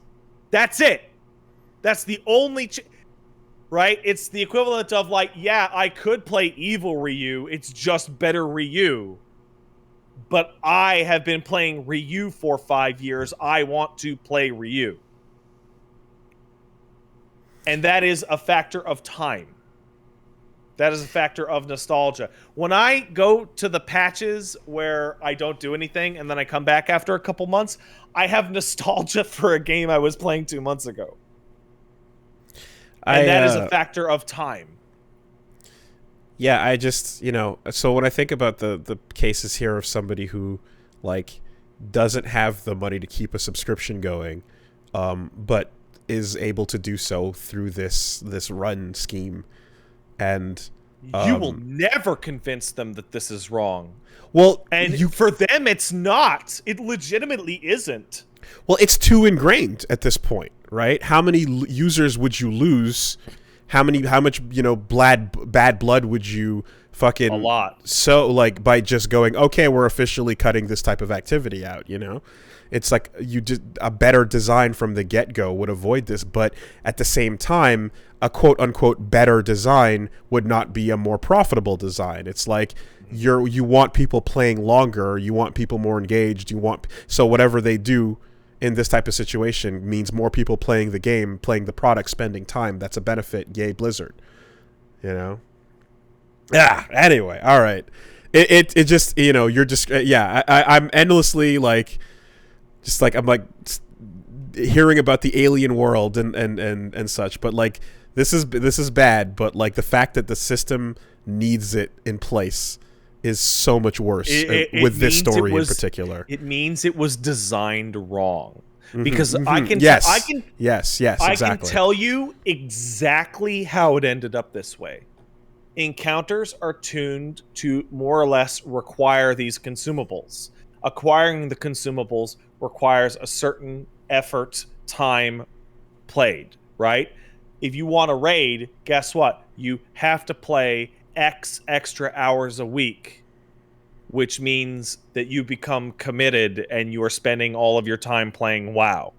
So people find a way around it, which is sell clears, which is fine because selling clears keeps the people who don't want to do the hard shit playing the game. And so, like, from a business perspective, keeping the amount of hours spent high is great.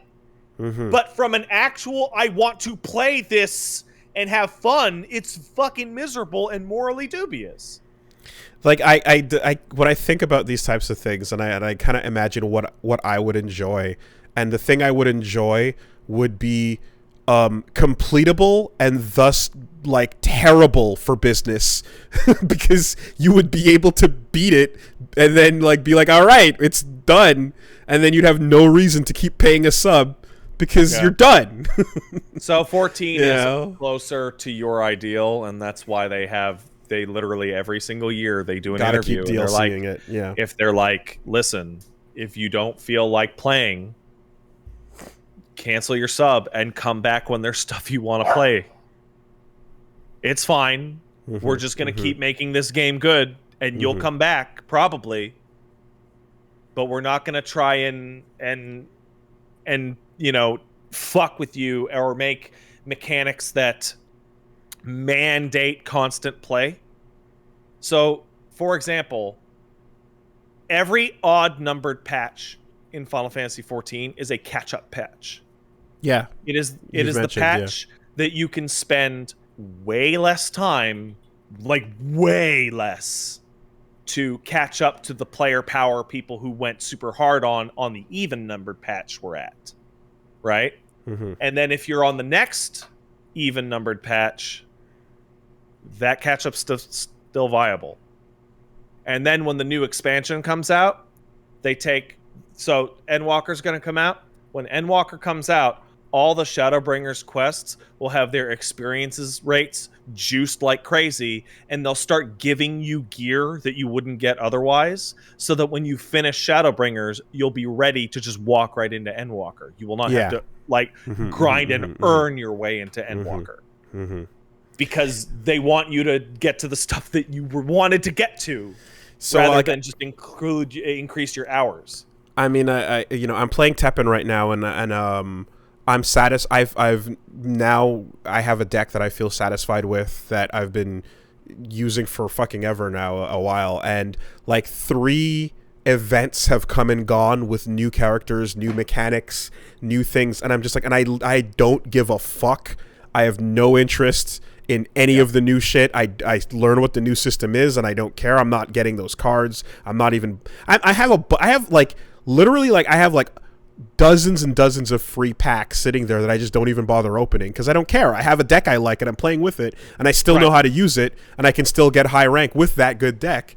And I kind of realized that, like, oh, this kind of is almost like where I was before, where this game is trying really hard to push a bunch of new things my way and wants me to go dive into them, and I'm not doing so because I'm enjoying what I have.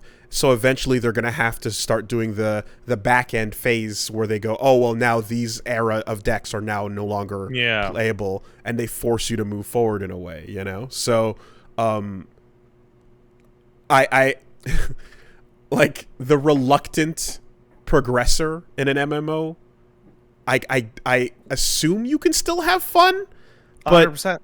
There's absolutely an entire subsection of people that when the new expansion is coming out, they play through the current expansion all the way through easy. Okay. Yeah. So because that just, you know, yeah. Interesting. All right. So, that's Mike Ybarra, and get on Blizzard. You know, there's something about scamming your players as the CEO of a company, but then there's like personally scamming the players in your spare time when you go home off the clock. Come on. Yeah. Okay, and of course that ain't the only Blizzard news. There's always more Blizzard news. But in this one, let's talk about Cole Cassidy. McCree has been renamed. He's now a gay porn actor?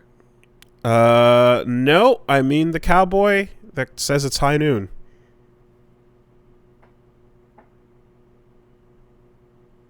Did you not hear the story? You mean the gay porn actor that they named the new Overwatch character after? Oh, was the name taken? Yeah. Well, should have Googled that then a little bit beforehand there, Blizzy. He's one of those gay wrestling guys. That's like, oh, I'm gonna wrestle you, but then they do butt stuff. Is he any good? Dude, I don't know. This is secondhand knowledge. Okay. Hope it doesn't affect his business. I'm sure it'll be fine. Well, congrats everyone with Cole Cassidy being McCree's new name. The problems at Blizzard have disappeared. Yeah, exactly. So they introduced the change and they put it in a lore to you know, talk about moving forward and you know, all of that as more or less expected. They literally should have just named him Cowboy. Or what was the other one? John, or there was like a weird concept art name that he was not called, something McClaw, like I forget. Dave, whatever.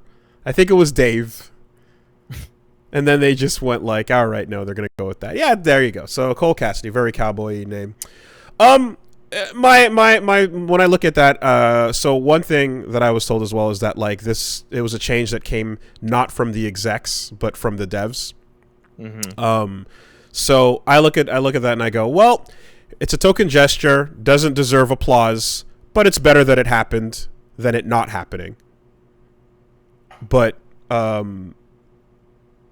yeah, that's a, you know, please don't look at that and then go like, yeah, fuck yeah, let's go, woo, awesome, you're doing it. It's like, you probably should do that.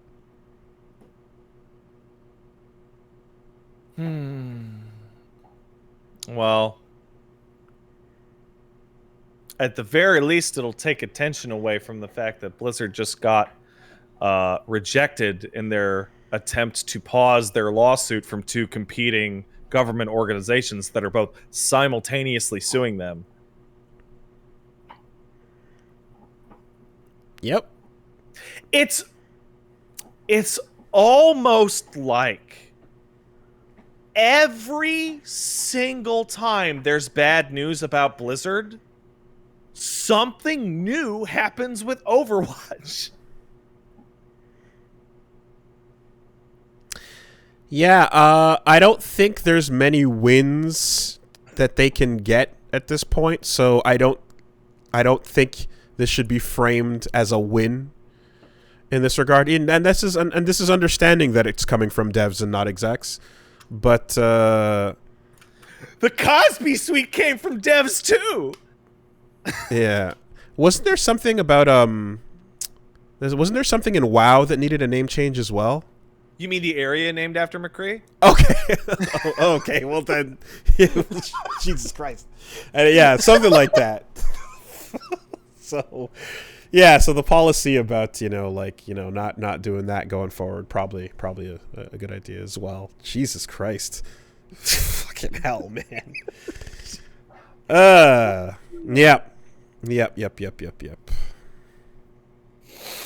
Ah, good times.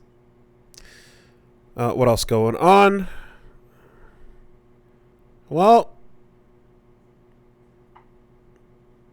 you got your Jill and Chris in Fortnite. Aren't you happy about that? Unironically, yes, I'm going to buy them as soon as this podcast is over.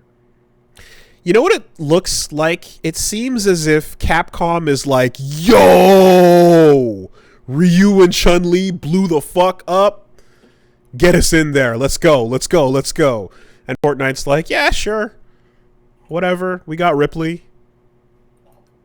We'll put Resident Evil in there.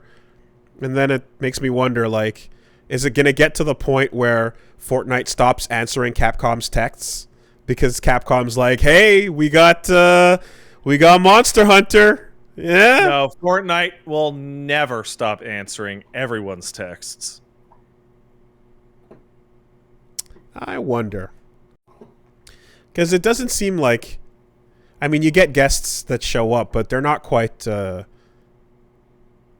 It's not a constant thing that I at least hear news about. It seems like, hey. That's because you don't care about the Batman who laughs. Oh, shit. Did he come to Fortnite?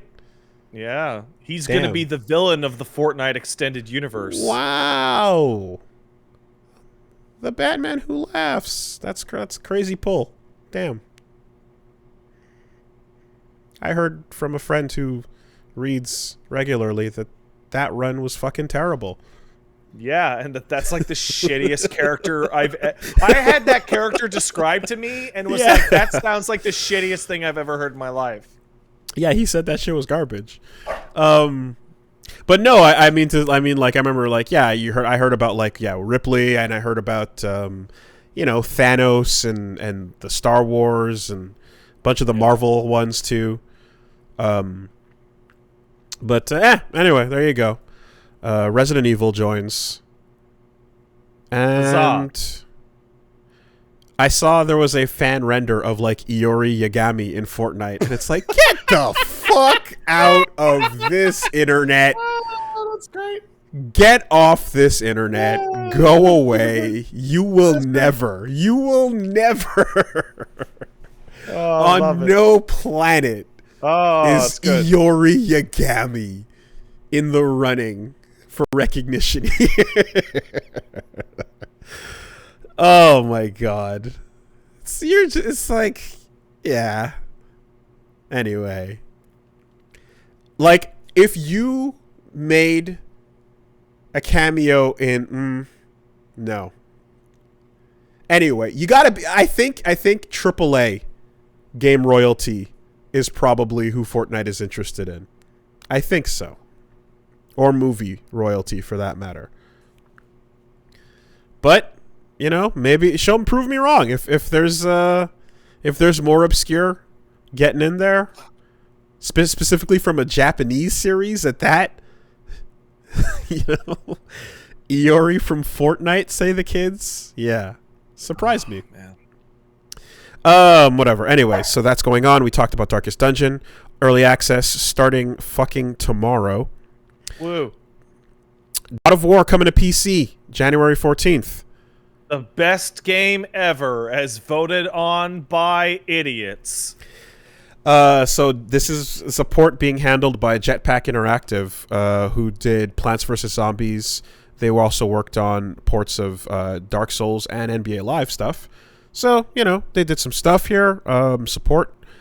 It's nice that this trend is continuing. Horizon Zero Dawn, God of War. Sony, goes, yeah, all right, we're not threatened by you anymore. And besides, if we've got a hot sequel coming, maybe we can get more people interested if we can pull them in on Steam, Like, Forbidden West and Ragnarok both scheduled, for, like, to drop on PlayStation in a way that, like, the Steam game of the original just kind of advertises it a little bit. And then there's gonna be Bloodborne 2, and there's not a fucking thing to be said except for the fury that was everyone's reaction to this not being Bloodborne, which is the most understandable because goddamn is that game fucking on a desert island, trapped, and they know it. And maybe we're gonna be looking at it like Demon Souls was before the remake, where years down the line it'll finally have something announced, but not anything in the top for the time being,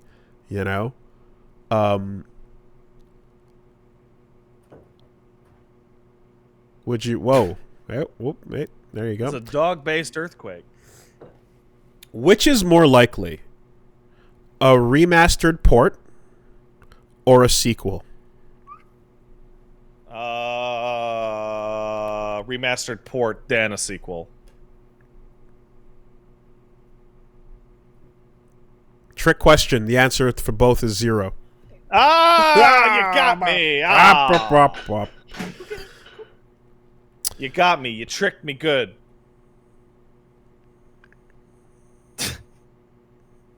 We got a couple other things going on.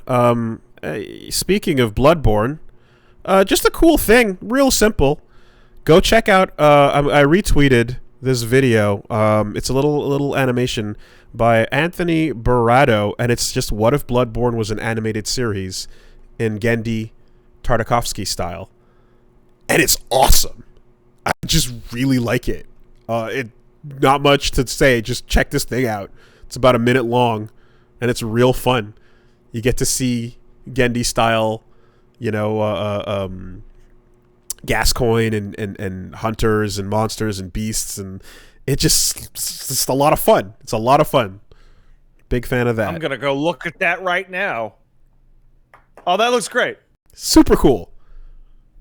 So much fun. It's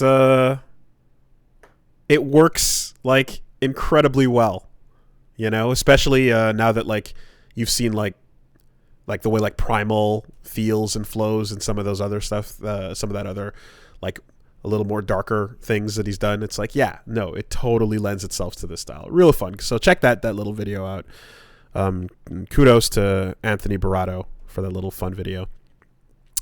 What else is going on? We have got a fucking a warning coming out because Mario Party Superstars is coming, and it's got a bunch of the old mini games from the classic N64 Mario parties, including the spin the stick one. Fucking God, the worst one, the game that was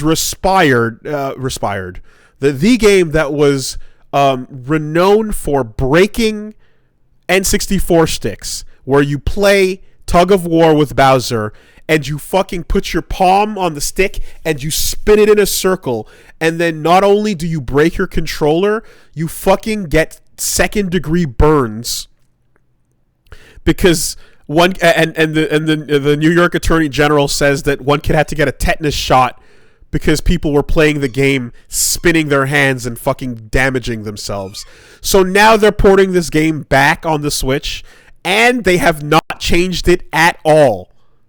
They've put a warning that says don't use your palm to avoid irritation to your skin, but they still put the same fucking control. Exactly. Do you want to win? If you want to win, then fuck your palms. Get those burns. It's the dumbest. And it makes me think now that I'm seeing it here, where they're porting the exact game, and they could have changed the control to be any other form of rapid activity, but in this case, it's this damaging one, where no one that wants to do it fast is going to do it with their thumbs. They're going to use the palm. It makes me think about what we talk about with Sakurai and Kid Icarus Uprising. It makes me think about just wrist-breaking games, you know, World Ends With You and stuff, and how there absolutely should be something that is like in place to be like, hey, your game's inputs shouldn't break your fucking hands. Your Monster Hunter are hurting children. Monster Hunter Claw, like just something like compliance. That is the job that I would do. Would be to be like, hey, developer, how do you actually intend for people to play this game and control all of these things at once? Right? What do you expect the optimal thing to be here? Looks at you with his body in a full cast. Go, I don't know. Get good. I saw somebody point something out that I didn't even think of.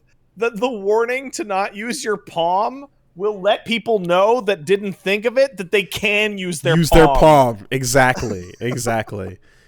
Even if it was just like wiggle the stick left and right, which is also terrible for your stick. Like, you can at least like maybe grab your index and thumb and do that manually. But the grinding force of ripping your skin off now on a Joy-Con, which they want to preserve with this fucking tug of war game. It's so insane that they didn't change it. You know, that game was the biggest offender that I can remember. It's being ported to a system with notoriously weak sticks. Horrible weak sticks with drift. Yes. Correct. Also, D-pads that snap in the wrong direction when you fucking try to play Tetris properly. So, yeah, no, it's about time. They put in compliance checks to stop flashing from being at a seizure-inducing rate. They should put in checks to make sure that the intended design for playing a game here is not like actually damage-inducing. You know? And legitimately, you put a thing in a game, like, show us what the player is supposed to do. What you expect this to be. We got that. Grasshopper just got bought by NetEase.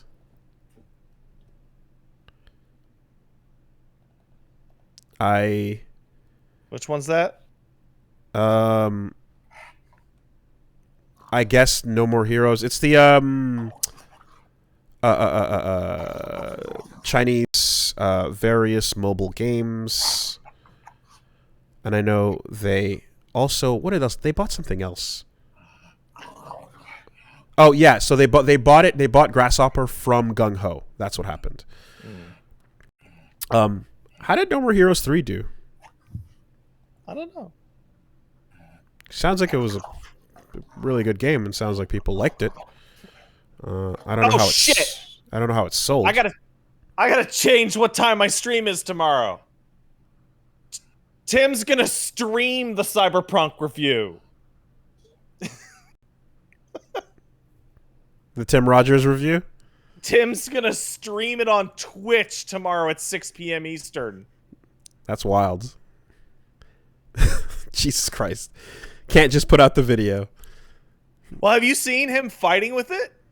I've seen I've seen some tweets where there seems to be some conflict, but I didn't go through them, so I don't know what the problem is. Process. Okay. Which means it's probably like 78 hours long or some shit. Jesus fucking Christ, dude. Wow. All right. What else you got going on? You got a rumor that Wu-Tang themed action RPG codenamed Shaolin is in the works. In partnership with Xbox. That sounds cool. I'm excited for that. I don't know if you knew this, but apparently Shaolin style, which we know and love, was called Feel the Pain in PAL. So that was I didn't realize there was a name change there. But anyway, we've been long overdue for a Wu-Tang game. I say bring it the fuck back. Why not? And if the new show is anything to go on, I would like it to be exactly a retelling of how they came together, full with the insane murders and shootouts in the streets and wars that the members had with each other before they united to become the Wu-Tang Clan. It's for the children, man. I don't know if you heard about the show Wu-Tang: An American Story, but like it's a semi-dramatized retelling of how the Wu-Tang Clan came together, and apparently it's full of like straight up like gun battles in the streets between factions that then came together to start rapping. like it is like straight up insane levels of front-loaded in fictional shit. Because and then in the end they got together, and then they started fucking, entering the 36 chambers. That's cool. There's a fun game called Grapple Dog. Look it up. It's cute. It's got grappling hooks and dogs. Does it have a dog in it? Oh yeah. There's a dog. When the dog grapples really good, he beats the stage, and then he gets pet by an invisible hand. Oh, that's good. It's really good.